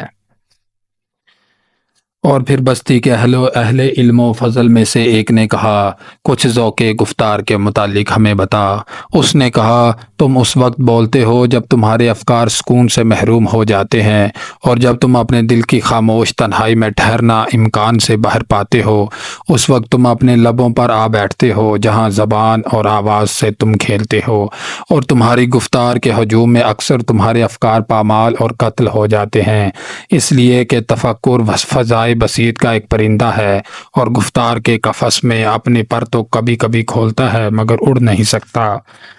تم میں سے بہت سے ایسے ہیں جو باطونی لوگوں کی طرف صرف اس لیے جاتے ہیں کہ وہ اپنے خیالات کی تنہائی سے ڈرتے ہیں۔ ان کے افکار کی تنہائی ان کی روح کی عریانی سے ان کو خبردار کرتی ہے، اور اس منظر سے وہ بھاگنا چاہتے ہیں، اس عریانی کو وہ بلا دینا چاہتے ہیں، اس لیے وہ جلدی جلدی اور بہت سی باتیں کرتے ہیں۔ اور کچھ ایسے بھی ہیں جو بولتے ہیں بغیر علم یا دور اندیشی کے، اور برسرِ راہ ایسے حقائق کو نادانستہ بے نقاب کرتے ہیں جن کو وہ خود بھی نہیں سمجھ سکتے۔ اور کچھ ایسے ہیں جو اپنے اندر حق کو روشن اور زندہ رکھتے ہیں مگر اس کو الفاظ میں ادا نہیں کر سکتے، اس کی عریانی کو لباس کا جامہ پہنا نہیں سکتے، اس کو دل کی خلوت سے زبان کی جلوت میں لانے کی یا تو ہمت نہیں رکھتے، یا مختار نہیں ہیں اور مجبور ہیں، یا چاہتے نہیں باوجود یہ کہ کر سکتے ہیں۔ ایسوں کے سینے میں روح بیان خاموش رہتی ہے، مگر وہ خاموشی شعریت سے لبریز ہوتی ہے۔ جب تم جہاں بازار میں یا کسی گلی میں اپنے دوست سے ملو تو اپنی روح کو اجازت دو کہ وہ تمہارے لبوں کو متحرک اور تمہاری زبان کی رہنمائی کرے، تاکہ تمہاری زبان کا طائر حق بولے اور تمہارے دوست کے کانوں میں تمہارے دل کی حقیقت اعلیٰ اس طرح ایک پرکیف یادگار ہو جس طرح تمہاری آنکھوں کے سرخ ڈوروں میں کیف شراب باقی رہ جاتا ہے اس وقت جب کہ بادائے ناب بے رنگ ہو چکتا ہے اور مینائے میں ٹوٹ چکتی ہے۔ پھر ایک جوتشی نے کہا، آقا میرے آقا، کچھ ایام حیات کے متعلق بھی فرما۔ اس نے کہا، تم چاہتے ہو کہ اپنی زندگی کے وقت کو ناپ لو، حالانکہ وہ ناپا یا تولا نہیں جا سکتا۔ تم چاہتے ہو کہ وقت اور موسم کے مطابق اپنے عمل اور اپنی روح کا راستہ تجویز کر لو۔ تم سمجھتے ہو کہ وقت ایک دریا ہے جس کے کنارے بیٹھ کر تم بہتے ہوئے پانی کی سیر کر سکتے ہو، مگر تمہارے اندر جو ایک چیز ہے جس پر وقت کی پابندیاں عائد نہیں ہوتی، اس کو معلوم ہے کہ زندگی میں وقت اور ساعت کا کوئی حساب نہیں، اور اس کو معلوم ہے کہ گزشتہ کل آج کے اندر محض ایک نقش ماضی ہے بے اصل، اور آئندہ کل آج کا ایک خواب ہے تصور فریب، اور اسے معلوم ہے کہ تمہارے اندر جو شے نغمہ پیرا اور متفکر ہے وہ ابھی اسی ایک ساعت اول کی حدود میں مقیم ہے جس ساعت اول میں آسمان پر ستارے بکھیرے گئے تھے۔ تم میں سے کون ہے جو یہ نہیں سمجھتا کہ اس کے اندر محبت کرنے کی اہلیت لا انتہا موجود ہے، مگر کون ہے جو یہ محسوس نہیں کرتا کہ وہی محبت جو انتہا ہے وہ اس کے محدود وجود کے اندر محدود اور پابند ہے۔ اس کے افکار عشق یکے بعد دیگرے کسی مقررہ سلسلے میں حرکت نہیں کرتے، نہ اس کے اعمال کسی معین ترتیب میں ایک دوسرے کے متعاقب پیدا ہوتے ہیں، اور کیا محبت کی طرح وقت بھی غیر منقسم اور لا انتہا نہیں ہے اور ایک بے قید رفتار نہیں؟ لیکن اگر تم مجبور ہو کہ اپنے افکار کے اندر وقت کو موسموں اور زمانوں میں تقسیم کرو تو ہر موسم کو دوسرے موسموں پر محیط کر لو اور اپنے آج کو ماضی کی یاد سے اور مستقبل کی امیدوں سے بغل گیر ہونے دو۔ پھر بستی کے چودھریوں میں سے ایک نے کہا، ہم کو نیک و بد کا فرق بتا۔ اس نے کہا، جو کچھ تمہارے اندر نیک ہے اور خوب ہے اس کا تو میں ذکر کر سکتا ہوں، مگر جو کچھ زشت اور بد ہے اس کا متعلق کیا کہوں، اس لیے کہ بد سوائے اس نیک کے اور کیا ہے جس کی صورت کو اشتہا اور خواہش کے کرب نے فسخ کر ڈالا ہو۔ یعنی واقعہ یہ ہے کہ جب نیک بھوکا ہوتا ہے تو وہ اندھیرے غاروں میں بھی اپنی غذا تلاش کرتا ہے، اور جب وہ پیاسا ہوتا ہے تو وہ گندا پانی بھی پی لیتا ہے۔ تم اسی وقت تک نیک ہو جب تک تم اور تمہارا وجود معنوی ہم نفس ہیں، لیکن اگر ایسا نہ بھی ہو تو ضرور نہیں کہ تم بد ہو جاؤ۔ اس لیے کہ اگر گھر کے اندر والے متفق نہ بھی ہوں تو ضرور نہیں کہ اس کے اندر چور داخل ہو جائیں۔ ممکن ہے کہ گھر کے اندر کا نفاق محض گھر کے اندر ہی محدود رہے اور اس سے زیادہ کچھ نہ ہو، جیسے کہ یہ ممکن ہے کہ جہاز کا پتوار ٹوٹ جائے اور پھر بھی وہ سمندر پر جھکولے لیتا رہے، اور ضرور نہیں کہ وہ سمندر کی تہہ میں غرق ہو ہی جائے۔ تم اس وقت تک نیک ہو جب تک کہ اپنے وجود کا کوئی حصہ دوسروں کو دے سکو، اور نہ تم صرف اس لیے بد ہو سکتے ہو کہ تم اپنے لیے کچھ حاصل کرنے کی خواہش رکھتے ہو، اس لیے کہ جب تم دنیا یا فطرت سے کچھ حاصل کرنے کی کوشش کرتے ہو تو تمہارا حال اس درخت کی جڑ کا سا ہوتا ہے جو مجبور ہے کہ زمین کے اندر زمین سے لپٹی رہے اور زمین کے سینے سے اپنی غذا حاصل کرے، وہ یہ نہ کرے تو کیا کرے؟ یقیناً درخت کے پھل کو اس کی جڑ سے یہ کہنے کا حق حاصل نہیں کہ تو بھی میری طرح ہو جا رس سے بھرا ہوا، اور یہ کہ تو بھی میری طرح دوسروں کو اپنی نعمت تقسیم کر۔ اس لیے کہ جس طرح پھل کے لیے ضرور ہے کہ وہ اپنی نعمتیں دوسروں کو دے، اسی طرح جڑ کے لیے ضرور ہے کہ وہ دوسروں سے اپنی غذا حاصل کرے۔ تم نیک ہو جب تم بیداری کی حالت میں متکلم ہو، لیکن اگر تم خواب کی حالت میں بھی بڑبڑاتے رہو تو یہ ضرور نہیں کہ تم بد سمجھے جاؤ۔ ایک لڑکھڑاتی زبان بھی اگر خیر مسلسل گفتگو کرے تو وہ معوف یا مجہول نہیں ہے۔ اسی طرح جب تم اپنی منزل کی طرف مردانہ وار قدم بڑھاؤ تو تم ضرور نیکوکار ہو، مگر تم بدکار نہیں کہے جا سکتے۔ اگر تم منزل کی طرف لنگڑاتے ہوئے جاؤ، وہ لوگ بھی جو لنگڑا کر چلتے ہیں بہرحال آگے ہی بڑھتے ہیں، اور وہ لوگ بھی جو بالکل نہیں چل سکتے وہ درماندہ بھی منزل کے خواب دیکھتے ہیں۔ البتہ تم کہ قوی اور تیز گام ہو، اس کا خیال رکھو کہ کبھی لنگڑوں کے سامنے خود بھی نہ لنگڑانے لگو۔ یہ سمجھو کہ مروت یا مہربانی اس کی مقتضی ہے۔ بس تم بڑھے چلو اور لنگڑوں کو حقارت کی نظر سے نہ دیکھو، اس لیے کہ وہ بھی تمہاری ہی منزل کی طرف آ رہے ہیں، اور تمہاری رفتار سست بھی ہو تو اپنے کو لنگڑا نہ سمجھو۔ تمہاری زندگی کے ہزاروں پہلو وہ ہیں جو نیکی کے حامل ہیں، اور یہ ضرور نہیں کہ تم نیک نہ ہو تو لازماً بد ہو جاؤ۔ زیادہ سے زیادہ کوئی یہ کہہ دے گا کہ تم کاہل ہو اور گم کردہ راہ، مگر گم کردہ ضرور نہیں کہ خود بھی گم ہو جائے۔ افسوس ہے کہ ہرن کچھوے کو تیز رفتاری نہیں سکھا سکتا،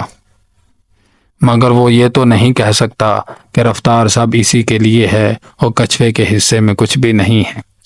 پس نیک و بد کے امتیازات میں الجھنے والوں، حقیقت صرف یہ ہے کہ وہ جو تمہارے اندر خواہشوں کا ایک رجحان ہے کسی وجود عظیم کی طرف، وہی نیکی کی اصل ہے، اور وہ رجحان تم سب میں موجود ہے۔ فرق صرف اتنا ہے کہ بعض کے اندر وہ رجحان ایک بہت تیز بہتے ہوئے دریا کی مثل ہے جو اپنی پوری طاقت سے سمندر کی طرف بڑھا چلا جاتا ہے، پہاڑیوں کے تمام راز اور جنگلوں کی تمام موسیقی اپنی گود میں لیے ہوئے، اور بعض کے اندر وہ ایک چھوٹا سا چشمہ ہے جو کچھ دور بہہ کر زمین کے کسی نشیب میں رک جاتا ہے، اور وہیں زمین اس کو چوس لیتی ہے۔ سمندر تک وہ اکثر نہیں پہنچ پاتا، لیکن اس کا بہاؤ ہمیشہ سمندر کی طرف ہوتا ہے۔ پس وہ شخص جس کی قوت طلب زیادہ ہے کبھی اس شخص سے کمزور ہے، ہرگز یہ نہ کہے گا کہ تو کیوں سست اور مجہول ہے اور تیرے قدم کیوں رکتے ہیں۔ اس لیے کہ جو لوگ واقعی نیک ہوتے ہیں وہ کبھی کسی ننگے سے یہ سوال نہیں کرتے کہ تیرے کپڑے کہاں ہیں، نہ وہ کسی خانمہ برباد سے سوال کرتے ہیں کہ تیرا گھر کیوں اجڑ گیا۔ پھر ایک مرشد نے سوال کیا، ہمیں دعا کے متعلق کچھ بتا۔ اس نے کہا، تم اپنی مصیبت اور احتیاج کی حالت میں دعا کرتے ہو، کاش تم کمال مسرت اور انتہائی خوشحالی میں بھی دعا کے لیے ہاتھ اٹھاتے۔ اس وقت جب تمہارے دل میں مسرتوں کا ہجوم ہوتا تم اس چھوٹے سے مہمان کے لیے بھی کوئی جگہ اپنی خلوت خانے میں نکالتے۔ دعا ہے کیا سوائے اس کے کہ وہ ایک کیفیت ہے جب انسان اپنے کو فضائے بسیط میں پھیلا دیتا ہے، بچھا دیتا ہے، اور اگر تم اپنی ظلمت کو بھی کسی خلا میں پھینک کر آسودہ ہو جاتے ہو تو تمہارے لیے اپنے نور کو بھی پھیلا دینے میں ضرور ایک حقیقی مسرت ہونی چاہیے۔ اور اگر تمہارے لیے سوائے اس کے چارہ نہیں کہ اس وقت جب تمہاری روح تم کو دعا کی طرف بلائے تو تم اپنے بہتے ہوئے آنسو لے کر اس کی طرف جاؤ، تو پھر کیا اچھا ہو کہ تمہاری روح تم کو بار بار اکسائے اور بڑھاوا دے اور تم بار بار اس منزل کی طرف جاؤ اپنے آنسو اور اپنی آہیں لے کر، اور بار بار اس سفر سے ہنستے اور مسکراتے واپس آؤ۔ جب تم اس دعا میں مشغول ہوتے ہو، گم ہو جاتے ہو، تو یاد رکھو کہ تم فضا میں بلند ہو کر ان لوگوں کی روحوں سے متصل ہو جاتے ہو جو عین اس لمحے میں دست بدعا ہوتے ہوں اور جن سے سوائے اس عالم کے تم پہلے کبھی نہ مل سکے ہو۔ پس دعا کے مندر میں تمہارا قدم سوائے اس کیف و وصال کے، اتحاد شیریں کے اور کسی گھر سے نہ رکھا جائے، اس لیے کہ اگر تم اس مندر میں صرف مانگنے اور لینے ہی کے لیے جاتے ہو تو اغلب یہ ہے کہ تمہیں کچھ بھی نہ ملے گا، اور اگر تم اس مندر میں محض اپنے عجز کا مظاہرہ کرنے کے لیے جاتے ہو تو تم کو شرما کر واپس آنا ہوگا، اور اگر تم اس مندر میں دوسروں کے حق میں سفارش کرنے کے لیے جاتے ہو تو تمہاری حیثیت ہی کیا ہے کہ تمہاری بات سنی جائے۔ بس تمہارے لیے کافی یہ ہے کہ تم اس نامعلوم مندر میں نامعلوم طریقے پر جاؤ۔ میں تمہیں زبان کے لفظوں سے مانگنے کا کوئی طریقہ نہیں بتا رہا یا بتا سکتا، مجھے نہیں معلوم۔ اس معبد میں کوئی تمہارے الفاظ کو نہیں سنتا جب تک کہ وہ الفاظ وہی نہ ہوں جو اس معبد کی روح القدس تمہاری زبان سے ادا کرائے، اور میں تمہیں سمندروں اور کوہ و صحرا کی دعائیں سکھا نہیں سکتا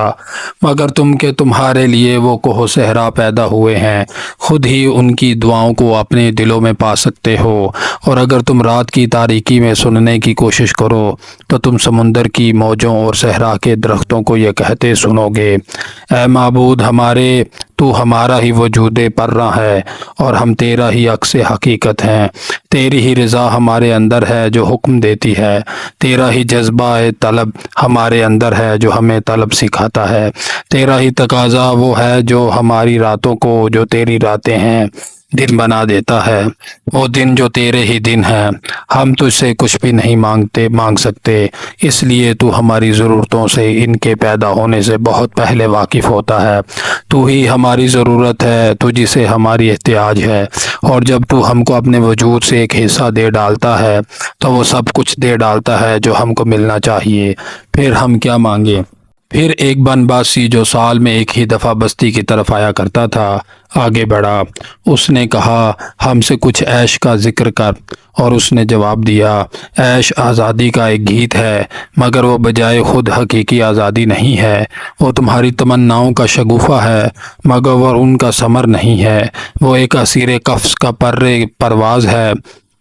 مگر وہ فضائے پرواز نہیں ہے، نہ پرواز ہے، کچھ شبہ نہیں کہ عیش آزادی کا ایک گیت ہے، اور میں مسرور ہوں گا اگر تم کو اپنے دل کی امنگوں کے ساتھ یہ گیت گاتے سنوں، مگر میں یہ نہیں چاہتا کہ تم اپنا دل اس گیت کے حوالے کر دو۔ اسے بعض نوجوان اس طرح تلاش کرتے ہیں کہ گویا وہی حاصل زندگی ہے، پھر ان پر تم لوگ نکتہ چینی کرتے ہو اور ان کو جھڑکتے ہو۔ میں نہ ان پر نکتہ چینی کرتا ہوں نہ ان کو جھڑکنا پسند کرتا ہوں، بلکہ میں تو یہ چاہتا ہوں کہ وہ عیش کو جاری رکھیں، اس لیے کہ جب وہ عیش کو پائیں گے تو تنہا نہ پائیں گے، اس کے 7 بہنیں ہیں، اور ان 7 میں سے جو سب سے کم حسین ہے وہ بھی عیش سے زیادہ خوبصورت ہے۔ وہ کیا تم نے اس شخص کا قصہ نہیں سنا وہ درخت کی جڑوں کو اکھاڑنے کی کوشش کر رہا تھا مگر انہی جڑوں میں چھپا ہوا دفینہ اس کے ہاتھ آیا، اور تم میں سے اکثر معمر لوگ عیش رفتہ کو اس طرح پچھتا کر یاد کرتے ہیں کہ گویا وہ ایک گناہ تھا جس کے مرتکب وہ نشہ اور بدمستی کی حالت میں ہوئے تھے، مگر پچھتانا تو ایسا ہے جیسے دل کی آنکھوں پر زبردستی پٹی باندھ دی جائے، وہ گناہ کی سزا نہیں ہے۔ چاہیے تو یہ کہ وہ لوگ اپنے عیش رفتہ کو شکر گزاری کے ساتھ اس طرح یاد کریں جس طرح وہ سال گزشتہ کی سرسبز کھیتی کو یاد کرتے ہیں، لیکن اگر ان کا دل صرف پچھتانے اور افسوس کرنے ہی سے تسکین پاتا ہے تو ان کو اسی طرح تسکین پانے دو، اور تم میں سے ایسے ہیں جو اب نہ تو اتنے جوان ہیں کہ عیش کو تلاش کریں اور نہ اتنے معمر کے عیش رفتہ کو یاد کر سکیں، تلاش اور یاد ان کو اس قدر خوف زدہ کرتی ہے کہ وہ عیش سے ہر حالت میں نفرت کے ساتھ گریز کرنے لگتے ہیں تاکہ ایسا نہ ہو کہ وہ روح اعلیٰ کو نظر انداز کر دیں یا اس کو دکھ پہنچائیں، مگر ان کا ترک لذت بھی عیش ہی کی ایک صورت ہے، اور اس طرح وہ بھی کانپتے ہوئے ہاتھوں سے درخت کی جڑیں کھودتے ہیں مگر دفینہ پا لیتے ہیں۔ مجھے یہ تو بتاؤ کہ وہ کون ہے جو اپنی روح کو عیش سے محروم کر سکتا ہے؟ کیا جب طوطی رات کی خاموشی میں اپنا گیت گاتی ہے، یا جب کرمک شب تاب آفتاب رات کی تاریکی میں چمکتا ہے تو وہ اپنی روح کو آزردہ کرتا ہے، اور کیا تمہارا شعلہ یا تمہاری آگ کا دھواں ہوا کے کندھے پر گراں ہو سکتا ہے؟ کیا تم سمجھتے ہو کہ روح ایک بند تالاب یا چہ بچہ ہے جس کے پانی کو تم ایک لکڑی سے متلاطم کر سکتے ہو؟ اکثر یہ ہوتا ہے کہ تم ترک لذت کے جوش میں در حقیقت اپنی خواہشوں کو اپنے وجود کے کسی تاریک گوشے میں چھپا دیتے ہو اور سمجھتے ہو کہ ان کا چھپا دینا ہی ان کا ترک کر دینا ہے، مگر کسے معلوم ہے کہ وہ جس کو تم آج بظاہر ترک کرتے ہو کہیں کل کے دامن میں چھپا ہوا نہ بیٹھا ہو، منتظر اور آمادہ؟ اور روح تو کجا، تمہارا جسم فانی بھی اپنی فطری وراثت یعنی اپنی ضرورتوں سے بے خبر نہیں رہتا، اور تم اس کو بھی کبھی دھوکہ نہیں دے سکتے۔ تمہارا جسم تمہاری روح کا بربط ہے جس کے تاروں پر اس کی موسیقی رقص کرتی ہے، مگر تمہارے اختیار میں ہے کہ اس بربط سے چاہے ایک دل نواز راگ پیدا کرو یا ایک بے سرا شور۔ اور اب تم دل میں سوچ رہے ہوگے کہ ہم کیوں کر امتیاز کر سکیں کہ عیش میں اچھا کیا ہے اور برا کیا ہے۔ اپنے کھیتوں میں اور باغوں میں جاؤ، وہاں تم کو معلوم ہوگا کہ شہد کی مکھی کے لیے حقیقی عیش یہ ہے کہ وہ پھولوں سے شہد چوسے، اور پھولوں کا عیش یہ ہے کہ وہ اپنا شہد مکھیوں کی نظر کریں، اور پھولوں کے لیے مکھی محبت کی پیغمبر ہے، اور دونوں کے لیے طلب و تسلیم شرط انبساط ہے۔ اے اہل عرفہ، اپنے عیش میں شہد کی مکھی اور پھول کی داستان کو نہ بھول جاؤ۔ ہمیں حسن کا کوئی تصور بتا، ایک شاعر نے مجمع سے آگے بڑھ کر اس کو مخاطب کیا۔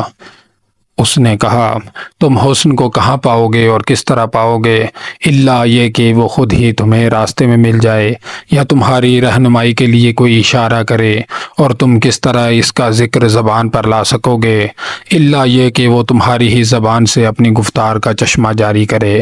مجروح اور اذیت نصیب کہتے ہیں کہ حسن مہربان ہے اور اس کی گرفت بہت نرم ہے، ایک شرمائی ہوئی نوجوان عورت کی طرح جو اپنے پہلوٹے کو گود میں لے لیے ہو، وہ آنکھیں نیچے کیے ہمارے درمیان گزرتا ہے۔ اور بعض کہتے ہیں نہیں، حسن طاقت کا ایک خوفناک دیوتا ہے، ایک طوفان کی طرح وہ ہمارے قدموں کے نیچے زمین کو اور ہمارے سروں کے اوپر آسمان کو ہلا ڈالتا ہے، اور وہ جو تھکے ہوئے اور فروماندہ ہیں کہتے ہیں حسن ایک مدھم آواز ہے، ایک ہلکا راگ ہے جو ہماری روح کے اندر آہستہ آہستہ ترنم پیدا کرتا ہے۔ اس کی آواز ہماری خاموشیوں میں اس طرح جھجکتی ہوئی اٹھتی ہے،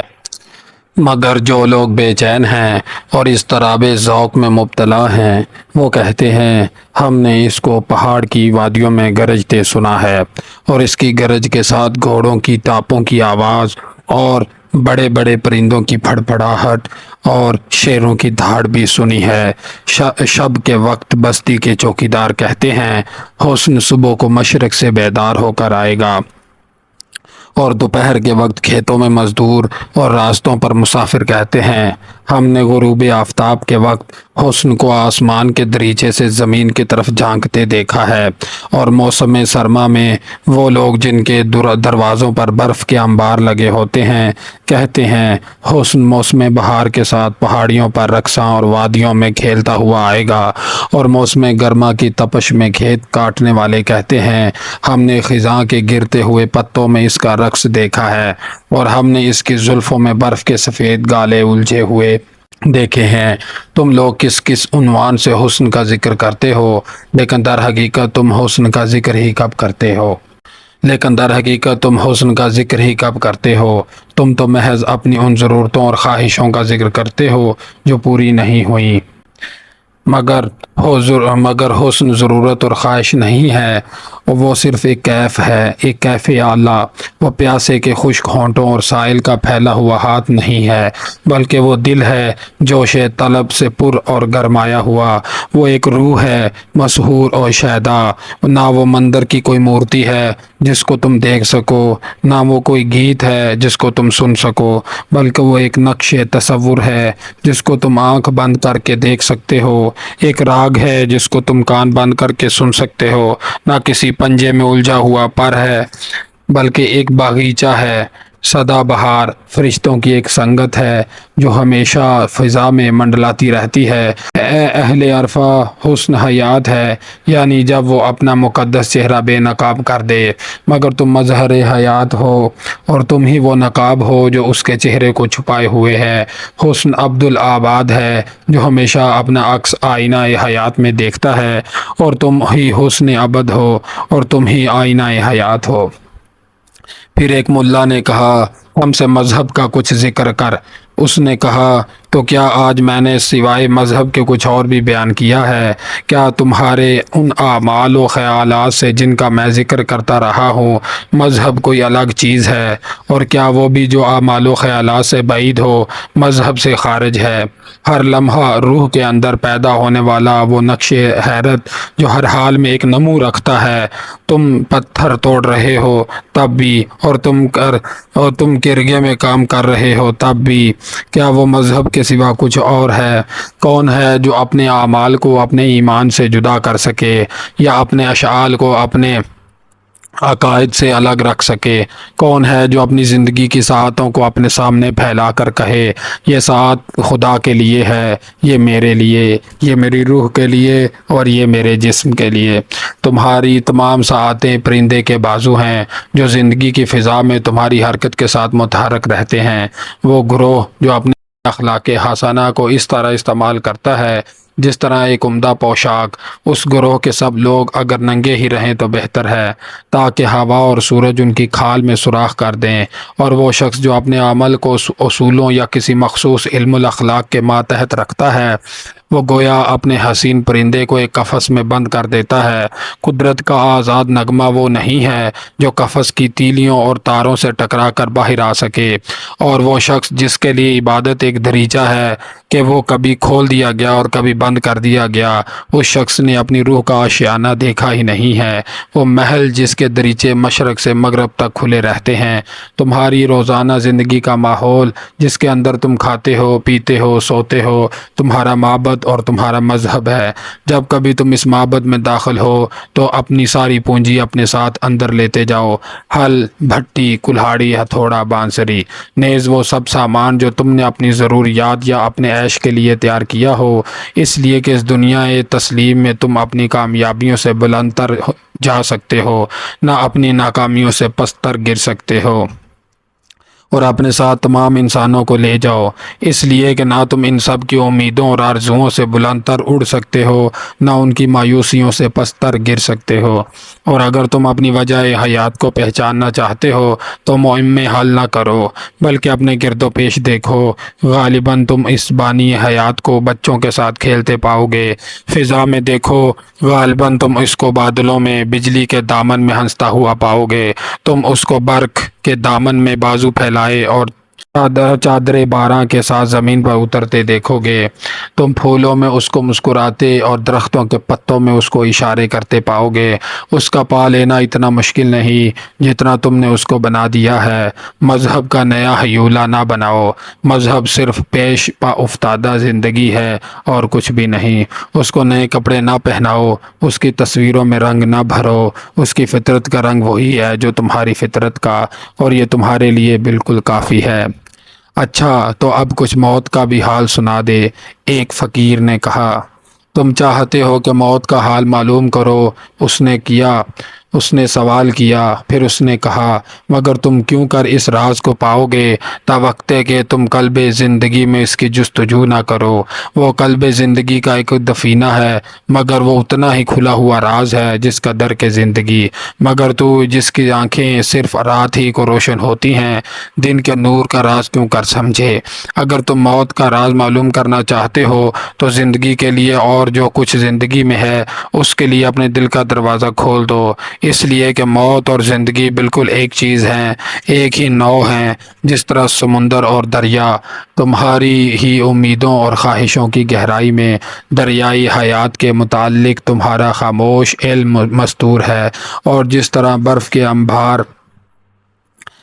کے نیچے درخت کا بیج دبا ہوا موسم بہار کے خواب دیکھتا ہے اور آنے والے عہد کا منتظر رہتا ہے، اپنے آغوش میں زندگی کے سارے خزانے لیے ہوئے۔ اسی طرح اپنے خوابوں پر بھروسہ کرو، انہی کے اندر عبدالآباد کا دروازہ پوشیدہ ہے۔ موت کا خوف تمہارے دلوں میں ایسا ہے جیسے اس چرواہے کا دغدغہ جو اپنے راجا کے روبرو کھڑا ہوتا ہے اور جانتا ہے کہ وہ شفقت کا ہاتھ اس کے سر پر رکھے گا، مگر پھر بھی وہ گھبراتا اور ڈرتا ہے۔ لیکن کیا اس چرواہے کے کانپتے ہوئے جسم کے اندر مسرت کی حرارت موجود نہیں ہے؟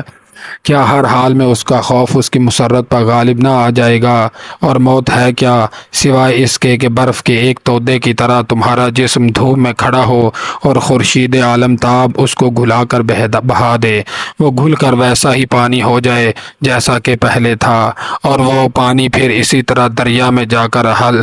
مل جائے جس طرح پہلے تھا، اور وہ دریا پھر سمندر کی وسعت اور گہرائی میں اپنے کو فنا کر دے۔ اور دم نکلنے کے کیا معنی ہیں سوائے اس کے کہ نفس اپنی مضطربانہ آمد و رفت سے آزاد ہو کر فضا میں پھیل جائے اور بغیر کسی پابندی کے اڑتا پھرے جستجو میں کمال مطلق کی۔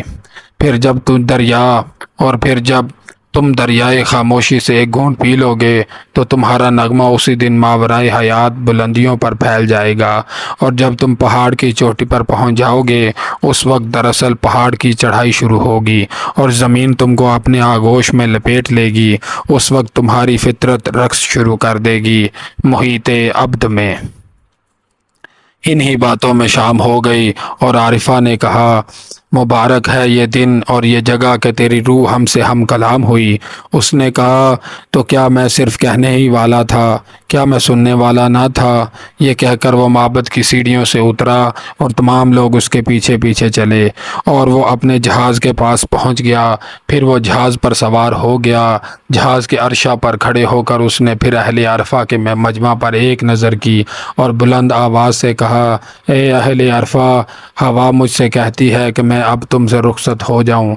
گو کہ میں اتنا جلد باز نہیں ہوں جتنی کہ ہوا ہے، تاہم جانا تو اب مجھے ضرور ہے۔ میرے پاس ہوا کی موجیں دعوت لے کر آ رہی ہیں، میں کیوں کر اس دعوت کو رد کروں؟ مگر آخری سلام سے پہلے دو لفظ تم سے کہنا چاہتا ہوں۔ ہم جیسے آوارہ گرد جو ویران راستے اور لک و دک صحرا ڈھونڈتے پھرتے ہیں، ہم جس جگہ اپنی زندگی کا ایک دن ختم کرتے ہیں وہاں دوسرا شروع نہیں کرتے، اور آفتاب کبھی کسی صبح کو ہمارا مسکن ایک ہی جگہ نہیں پاتا، وہ غروب کے وقت ہم کو ایک جگہ چھوڑتا ہے اور طلوع کے وقت کسی دوسری جگہ پاتا ہے۔ اس وقت بھی جب دنیا محو خواب ہوتی ہے، ہم جیسے مسافر چلتے رہتے ہیں۔ ہم ایک سخت جان درخت کے تخم ہیں، اور ہماری فطرت کی تکمیل میں یہ عادت و دیت ہے کہ ہم ہوا کے حوالے ہوں اور ہوا ہی میں منتشر ہو جایا کریں۔ بہت مختصر زمانہ تھا جو میں نے تم لوگوں کے ساتھ گزارا، اور بہت تھے وہ الفاظ جو میں نے تم سے کہے، اور بہت مجمل تھا وہ پیام جو میں نے تم کو پہنچایا، لیکن اگر میری آواز تمہارے کانوں میں اور میری محبت تمہارے دلوں میں معلوم ہونے لگے تو پھر میں تمہاری طرف آؤں گا اور پھر ایک دفعہ وہی پیام تم کو سناؤں گا۔ ہاں، جب سمندر کی موجیں اس ساحل کی طرف واپس ہوں گی تو میں انہی کے ساتھ پھر آؤں گا، اور خواہ موت میرے وجود پر پردے ڈال دے اور سکوت عظیم مجھے اپنی گود میں لپٹا لے، لیکن میں پھر بھی ایک دفعہ اور تمہارے ادراک میں اپنی جگہ تلاش کر لوں گا، اور میں جانتا ہوں کہ میری گفتگو ناکام نہ ہوگی، اور وہ مستقبل جو تم سے اتنا ہی قریب ہے جس قدر کہ ماضی دور ہے، وہ مستقبل پیام کو زیادہ صاف الفاظ میں اور ایسے راز گفتار کے ساتھ جو تمہارے خیالات سے نسبت قریب رکھتا ہو واضح اور روشن کر دے گا۔ اگر میرے پیام میں حق موجود ہے، حق کا ایک شائبہ بھی موجود ہے، تو یقیناً تم اس کو مستقبل کی پیشانی پر چمکتا ہوا پاؤ گے۔ میں ہوا کے جھونکوں اور موجوں کے جھکولوں کے ساتھ جاتا ہوں، مگر اے اہل عرفہ، عدم کی خلا میں نہیں بلکہ حیات کی مضبوط چٹانوں پر۔ پس اگر آج کا دن تمہاری احتیاج اور میری محبت کو پورا نہیں کرتا تو آج کے دن کو تم آئندہ کے اور ایک دن کے آنے کا وعدہ سمجھو۔ انسانوں کی ضرورتوں میں تغیر ہوتا رہتا ہے، مگر ان کی محبت میں تغیر نہیں ہو سکتا، نہ ان کی یہ خواہش کہ ان کی محبت ان کی ضرورتوں کو پورا کرے متغیر ہو سکتی ہے۔ پس یاد رکھو کہ میں بھی انسان ہوں تمہاری ہی طرح، محبت اور محبت کی احتیاج میرے بھی دل میں ہے، اس لیے میں اس سکوت عظیم کے دامن میں آرام لے کر بار بار تمہاری طرف واپس آتا رہوں گا۔ وہ کہر جو طلوع آفتاب کے وقت اپنی جگہ شبنم کو چھوڑ کر اڑ جاتا ہے، وہی کہر اوپر جا کر سمٹ جاتا ہے اور سمٹ کر بادل بن جاتا ہے اور بادل بن کر بار بار برستا ہے۔ اور میرا حال بھی کچھ ایسا ہی ہے۔ رات کی خاموشی اور تاریکی میں میں تمہاری سڑکوں پر پھرتا رہوں اور میری روح اکثر تمہارے گھروں میں داخل ہوئی ہے، اور جب تم سوئے ہوتے تھے تو میں اکثر تمہارے سرہانے کھڑے ہو کر مسکراتا رہا ہوں۔ میں نے تمہارے سرہانے کھڑے ہو کر جب تم سویا کرتے تھے دعائیں مانگی ہیں، تمہارے دل میں میرے دل کی اندر دھڑکے ہیں، اور تمہارا سانس میرے سانس سے بغل گیر ہوتا رہتا رہا ہے، اور تمہاری نظریں میری آنکھوں میں سمائی ہیں۔ بس میں تم سب کو پہچانتا ہوں، میں تمہاری مسرت اور تمہارے درد سے واقف ہوں۔ سوتے میں اکثر خواب جو تم نے دیکھے ہیں وہ میرے خواب تھے، جو بیداری کی حالت میں دیکھا کرتا تھا، اور میں تمہارے درمیان اس طرح رہا ہوں جس طرح پہاڑیوں کی گود میں ایک لبریز جھیل۔ پہاڑ کی چوٹیوں کا عکس میں نے تمہارے اندر، تمہارے تصورات کے ڈھلوان چٹانوں پر، اور تمہارے افکار اور تمہاری تمناؤں کے گزرتے ہوئے قافلوں میں پیدا کیا۔ میری خاموشیوں میں تمہارے بچوں کا تبسم دریا کی دوغیانی کی طرح داخل ہوتا تھا، اور تمہارے نوجوانوں کے ارمان موجوں کی طرح آتے تھے، اور میرے وجود کی گہرائیوں میں وہ دریا اور وہ موجیں آج تک اپنا گیت گا رہی ہیں۔ مگر ایک چیز اور بھی جو اس تبسم سے شیریں تر اور ان تمناؤں سے قوی تر تھی میرے اندر داخل ہوئی، وہ خود تمہارا لا انتہا وجود تھا، وہ وجود محکم جس کے اندر تمہارا جسم محض مٹھی بھر گوشت اور پوست ہے، وہ وجود جس کے ساز کے نغموں میں تمہارا ترنم ایک خفیف دھمک سے کچھ زیادہ نہیں۔ اسی وجود بے نہایت کے اندر تم بے نہایت اور بے کران بن جاتے ہو، اور اسی کے اندر میں نے تمہاری اصل کو پہچانا اور اس اصل سے محبت کرنا سیکھا۔ کتنے فاصلے محبت طے کرتی ہے جب وہ اپنی منزل پر پہنچتی ہے، کون سی تمنا، کون سی توقع، کون سا قصور ہے، کون سا تصور ہے جو اس فاصلے سے زیادہ فاصلہ طے کر کے شاہ بلوط کے ایک دیو قامت اور استوار درخت کی طرح جس پر پھولوں کی بیل پھیلی ہوتی ہے، تمہارے اندر وہ وجود محکم قائم ہے۔ اسی کی قوت تمہیں زمین پر قائم رکھتی ہے، اور اسی کی مہک تمہیں خلائے بسیط میں بلند کرتی ہے، اور اسی کی ابدیت میں تمام عمر جاوداں پاتے ہو۔ تم سے کہا جا چکا کہ تمہاری زنجیر کی ہر کڑی کمزور ہے، لیکن یہ تو صرف نصف حقیقت ہے۔ تمہاری زنجیر کی ہر کڑی جس قدر کمزور ہے اسی قدر مضبوط بھی ہے۔ کسی ایک حقیقت یا جزوی عمل سے تمہاری مجموعی اہلیت کا اندازہ کرنا ایسا ہے جیسے سمندر کی طاقت کا اندازہ اس کی سطح کے جھاگوں یا بلبلوں سے کیا جائے۔ ہاں تم سمندر ہو، بڑے بڑے جہاز تمہارے ساحل پر مد و جزر کا انتظار کرتے ہیں، لیکن تم سمندر کی طرح اپنی حدود کے اندر بند ہو۔ تم اپنے مد و جزر کی رفتار کو تیز کرنے پر قادر نہیں ہو، تاہم مد و جزر تمہارا ہے۔ تم دنیا کے موسموں کی مثل ہو کہ سرما بہار کو آنے نہیں دیتا، مگر بہار اسی کے اندر بیٹھی ہوئی مسکراتی ہے اور بے صبر نہیں ہوتی۔ یہ نہ سمجھو کہ میں یہ باتیں اس لیے کہہ رہا ہوں کہ تم بعد کو آپس میں ایک دوسرے سے کہو، دیکھا اس نے ہماری کس قدر تعریف کی، وہ صرف خوبیوں ہی کو دیکھ رہا تھا۔ وہ تم میرے الفاظ کو سمجھنے کی کوشش کرو۔ میں تو در حقیقت انہی الفاظ میں تم سے باتیں کرتا ہوں جو خود ہمارے ہی اندر پیدا ہوتے ہیں، جن کے معنی تمہارے ہی اندر محفوظ ہیں، اور علم کا جو سرمایہ الفاظ ہمارے لیے لے کر آتے ہیں وہ ہے کیا اس علم کے مقابلے میں جو بغیر الفاظ کے ہم کو عطا ہوتا ہے؟ تمہارے اور میرے الفاظ یاد ماضی کے رکے ہوئے پانی کی موجیں ہیں جو عہد گزشتہ کے بند پانی میں پیدا ہوا کرتی ہیں۔ عہد قدیم کی تاریکیوں کی وہ موجیں ہیں جن کا دامن عہد جدید کے نور سے کبھی کبھی چھو جاتا ہے۔ اہل عقل و فہم جن کی کشتیاں ان موجوں پر سوار ہوتی ہیں تم کو اپنے عقل و فہم سے اپنا حصہ دیتے ہیں۔ میں خود تمہاری عقل سے اپنا حصہ لینے آیا تھا، اور دیکھو میں نے وہ پایا جو عقل و فہم سے بھی برتر اور افضل ہے، یعنی روح کا وہ شعلہ شعلہ قدیم جو تمہارے اندر روشن ہے اور روز بروز روشن تر ہوتا جاتا ہے۔ تم جب اس شعلہ ازل کی وسعت سے بے خبر ہو کر اپنی عمر کے اختصار کا ماتم کرتے ہو تو نہیں سمجھتے کہ ایک حیات تازہ ہے ہر حیات قدیم کے ساتھ، جو ان اجسام فانی میں سرگرم جستجو ہے جو قبر کے خوف سے کانپ رہے ہیں، مگر میری دنیا میں قبروں کا نام و نشان بھی نہیں۔ میری دنیا میں نہ موت ہے، نہ قبر، نہ مقبرہ، نہ کفن۔ یہ تمہارے پہاڑ اور میدان بچوں کے گہوارے ہیں، زندگی کی صرف پہلی ہی سیڑھی ہیں۔ جب تم ان میدانوں اور کھیتوں میں گزرو جہاں تم نے اپنے باپ دادا کو سپرد خاک کیا تھا تو تفکر کرو، تم ان میدانوں اور کھیتوں میں ماضی کو سوتے ہوئے اور مستقبل کو رقص کرتے پاؤ گے، اور مستقبل کا دامن تمہارے بچوں کے ہاتھ میں ہوگا۔ اکثر تم بھی رقص کرتے ہو اور اس طرح زندگی سے لطف اندوز ہوتے ہو، مگر تم جانتے نہیں کہ رقص کے اندر بھی کچھ ہے جس کو رقص کرنا چاہیے۔ میرے علاوہ بہت سے تمہاری طرف آئے جنہوں نے تم سے سنہری وعدے کیے، اور ان وعدوں کے عوض میں تم نے ان کو اپنا ایمان، اپنی دولت اور اپنی قوت نظر دی۔ میں تمہارے لیے کوئی کامل وعدہ بھی لے کر نہیں آیا، لیکن تم نے میرے ساتھ اتنی فیاضی کی جتنی کبھی مجھ سے پہلے آنے والوں کے ساتھ نہ کی تھی، اس لیے کہ تم نے مجھے زندگی کا ایک عمیق تر کیف اعلیٰ عطا کیا۔ یقیناً کسی انسان کے لیے اس تحفے سے زیادہ قیمتی کوئی تحفہ نہیں ہو سکتا،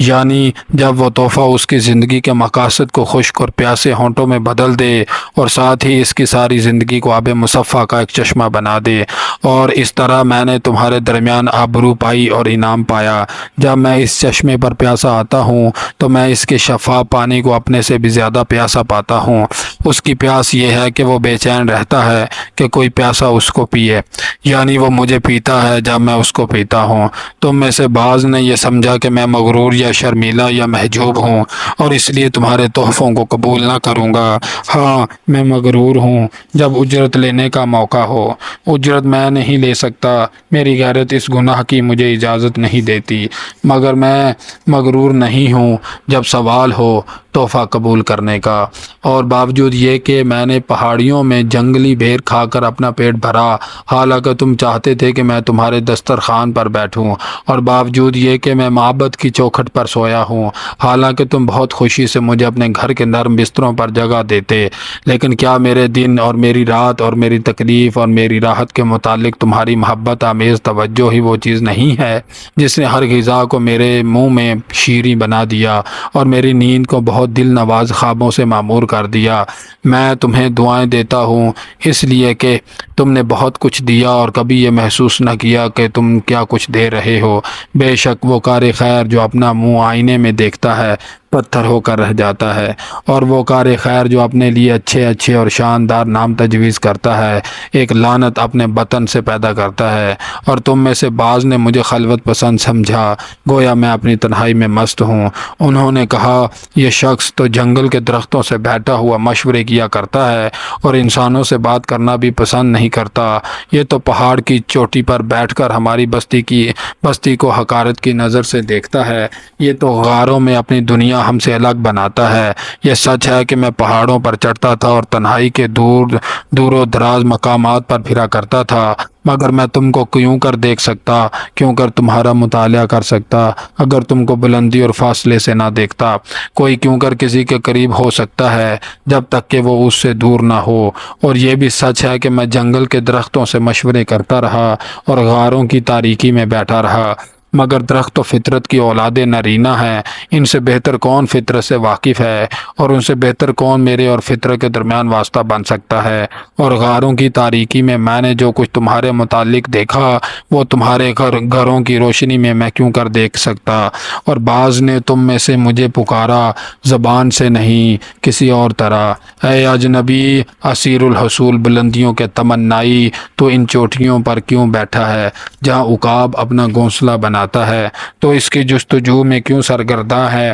جو دسترس سے باہر ہے؟ کیا تو طوفان کو اپنی گود میں پکڑ کر بیٹھا لینا چاہتا ہے؟ کیا تو آسمان کے تیز تر پرندوں کو اپنے جال میں پھانسنا چاہتا ہے؟ نیچے آ، چوٹیوں سے اتر، ہمارے اندر شامل ہو جا، اپنی بھوک کو ہماری روٹی سے مٹا، اپنی پیاس کو ہماری شراب سے تسکین دے۔ انہوں نے اپنی روح کی خلوت میں یہ باتیں کہیں، مگر وہ باتیں کسی طرح میرے کان تک بھی پہنچیں۔ میں نے دیکھا کہ ان کی خلوت کامل نہیں تھی۔ اگر وہ کامل ہوتی تو وہ معلوم کر لیتے کہ جس چیز کی جستجو مجھے آوارہ کر رہی تھی وہ تمہاری ہی عافیت اور تمہارا ہی درد تھا، اور میں تمہارے ہی اس وجود حقیقی کو ڈھونڈتا پھرتا تھا جو آسمان پر کھیلتا ہے، مگر شکاری خود بھی شکار تھا، اس لیے کہ میرے بہت سے تیر میری کمان سے نکل کر میرے ہی سینے میں لوٹ آئے، اور جس کو تم ہوا پر دوڑتے دیکھتے تھے وہ زمین پر بھی رینگتا تھا، اس لیے کہ جب میرے پر آسمان پر پھیلتے تھے تو اس کا سایہ زمین پر ایک کچھوے کی طرح حرکت کرتا تھا، اور میں جو ایمان والا تھا مذبذب بھی تھا، اس لیے کہ اکثر میں نے اپنی انگلی اپنے ہی زخم کے اندر ڈالی تاکہ میں تمہارے حال سے زیادہ واقف ہو سکوں، اور آج اس علم کی بنا پر جو مجھے حاصل ہوا ہے میں کہتا ہوں کہ تم نے اپنے جسموں کے اندر مقید ہو، نہ اپنے گھروں اور کھیتوں میں۔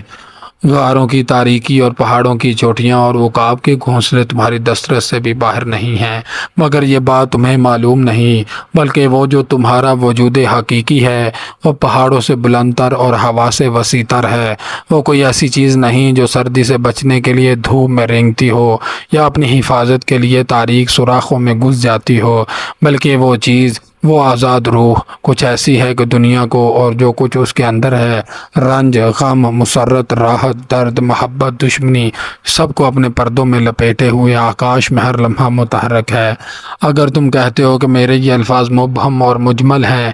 تو اس کو یوں ہی رہنے دو، ان کو واضح کرنے کی کوئی کوشش نہ کرو۔ یہ الفاظ اپنے معنی کا دفتر خود ہی تمہارے سامنے کھول کر رکھ دیں گے۔ الفاظ بھی انسانوں کی طرح ایک زندگی رکھتے ہیں، اور ان کی زندگی میں ایک وقت ضرور آتا ہے جب وہ خود ہی عریاں ہو جاتے ہیں۔ ہر چیز کی ابتدا مبہم اور ادخافی ہوتی ہے، آغاز کی صورت غیر معین ہوتی ہے، ایک سایہ ہوتا ہے، ایک دھواں ہوتا ہے، جسم اور صورت سے محروم، مگر اس آغاز کا انجام ایسا نہیں ہوتا۔ وہ مبہم اور دخانی حالت ایک صورت حال سل کرتی ہے اور پھر ایک دن وہ صورت تکمیل پاتی ہے۔ پس میں چاہتا ہوں کہ تم مجھے محض اپنی ابتدا سمجھ کر یاد رکھو اور انتہا کا صبر اور ایمان کے ساتھ انتظار کرو۔ زندگی کا سارا اثاثہ ایک ظلمت عدم میں پیدا ہوتا ہے، اور کوئی ایسا آئینہ نہیں جس میں اس کا آغاز اپنا عکس ڈال سکے، مگر آئینہ ظلمت کے انحطاط کی ایک منزل ہے، اس منزل کے آگے ایک نور ہے، پھر ایک اور نور، پھر ایک اور نور۔ یہ سب منزلیں تمہاری زندگی کی ہیں، اور جب تم مجھے یاد کرو تو میں چاہتا ہوں کہ تمہیں یہ بھی یاد رہے کہ تمہارے اندر جو عنصر سب سے زیادہ کمزور اور منتشر نظر آئے وہی سب سے زیادہ قوت اور استحکام کی علامت ہے۔ کیا یہ حقیقت نہیں ہے کہ تمہارے گوشت و پوست کو جو نسبتاً تمہارے جسم کا قوی ترین حصہ ہے، تمہارا سانس قوی بناتا ہے اور قوت بخشتا ہے، مگر سانس ہی بظاہر سب سے زیادہ کمزور ہے اور غیر استوار ہے، اور وہ جس نے تمہارے شہروں اور جو کچھ ان کے اندر ہے اس سب کی بنیاد ڈالی تھی، کیا محض ایک خواب نہ تھا جس کو تم سب بھول گئے، اور اسی خواب کی ریشمی ڈوری یہ تمہارا سانس ہے۔ اگر تم سانس کے مد و جزر کو سمجھ سکو تو پھر تم کسی چیز کی جستجو نہ کرو گے، تمہارا علم مکمل ہو جائے گا، اور اگر تم خواب آغاز کی اسی ڈوری کو اپنی عقل کی انگلیوں میں پھانس لو تو پھر تمہاری کوئی حاجت باقی نہ رہے گی، مگر ابھی تم نہ دیکھتے ہو، نہ سنتے ہو، نہ دیکھ سکتے ہو، نہ سن سکتے ہو، اور بہتر بھی یہی ہے۔ جو نقاب تمہاری آنکھوں پر پڑی ہوئی ہے اس کو وہی اٹھائے گا جس نے ڈالا تھا،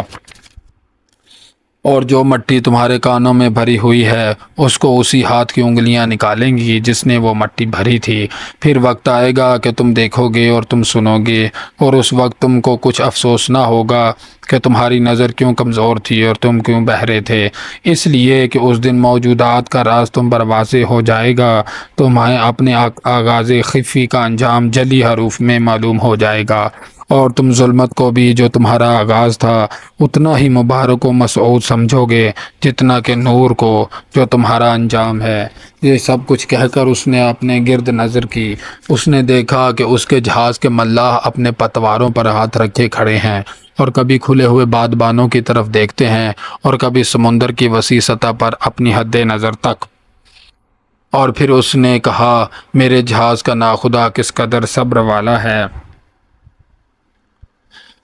باتیں موافق چل رہی ہے، پتوار متحرک ہیں اور ہاتھ کا اشارہ چاہتے ہیں، مگر وہ خاموشی کے ساتھ میرا انتظار کر رہا ہے۔ میرے تمام ملاحوں نے جن کے کان سمندر کی موسیقی سے آشنا ہیں، کس قدر توجہ سے میری سب باتیں سنی ہیں۔ اب میں ان کو زیادہ انتظار نہ کرواؤں گا، میں تیار ہوں۔ پہاڑیوں کا چشمہ سمندر تک پہنچ گیا اور بچہ اپنی ماں کی گود میں واپس جاتا ہے۔ رخصت، اے اہل عرفہ، آج کا دن ختم ہوا، اور اگر آج کا ایک دن ہمارے لیے کافی نہ تھا تو ہم پھر ادھر آئیں گے اور پھر ملیں گے، اور پھر سب مل کر داتا کے سامنے ہاتھ پھیلائیں گے اور کہیں گے، اور دے اور بہت سا دے، اے داتا، ابھی کا سا بھر انہیں، ابھی جھولی خالی ہے، بس بھول نہ جائیو، میں تمہیں پھر تمہارے پاس آؤں گا۔ کچھ عرصہ بعد، چند ہی روز بعد، میرا ذوق پھر ایک جسم کی ترتیب کے لیے خاک اور جھاگ کا خمیر تیار کرے گا، اور چند ہی روز بعد جب میں آکاش کے کندھے پر ایک لمحہ آرام لے چکوں گا، پھر ایک عورت مجھے اپنے بطن سے پیدا کرے گی۔ رخصت، رخصت تم سے اور اس جوانی سے جو میں نے تمہارے ساتھ بسر کی۔ رخصت، کل ہی ہم سب ایک عالم رویا میں ایک دوسرے سے آشنا ہوئے تھے۔ تم اپنی تنہائی میں میرے لیے اپنے گیت گا رہے تھے اور میں تمہارے لیے آسمان پر ایک مینار بنا رہا تھا۔ آج ہم بیدار ہو چکے ہیں، اب ہماری نیند باقی نہیں، اور سورج اونچا ہو چکا ہے، دن ڈھلنے لگا، اور اس لیے ہم کو جدا ہونا ضروری ہے، مگر اس ماضی کی ہلکی روشنی میں ہم پھر ایک دوسرے کا ہاتھ پکڑ لیں گے، پھر بہت سی باتیں کریں گے، پھر تم میرے لیے اپنا گیت گاؤ گے، پہلے گیت سے بھی زیادہ دل نواز، اور پھر میں تمہارے لیے آسمان پر ایک مینار بناؤں گا، پہلے مینار سے بھی بلند تر۔ یہ کہہ کر اس نے ملاحوں کی طرف اشارہ کیا۔ ملاحوں نے لنگر اٹھا لیا اور جہاز مشرق کی طرف حرکت کرنے لگا۔ اس وقت بستی والوں کے مجمع سے ایک شور بلند ہوا جو رات کی ابتدائی ظلمت کے سینے کو چیرتا ہوا سمندر کی سطح پر گزر گیا۔ صرف ایک عورت عارفہ تھی جو خاموش تھی، اس کے لبوں سے نہ کوئی آہ نکلی، نہ اس نے حرف وداع زبان سے نکالا۔ اس کی آواز نے بستی والوں کی آواز میں شامل ہونے سے انکار کر دیا۔ وہ جہاز کے بادبانوں پر نظر جمائے رہی تاں کہ وہ کہر میں غائب ہو گیا، اور جب سب لوگ منتشر ہو گئے تب بھی وہ دیر تک ساحل پر کھڑی رہی، اور اس کا دل گئے ہوئے مسافر کے ان الفاظ کو بار بار دہرا رہا تھا۔ چند ہی روز بعد، جب میں آکاش کے کندھے پر ایک لمحہ آرام لے چکوں گا، پھر ایک عورت مجھے اپنے بطن سے پیدا کرے گی۔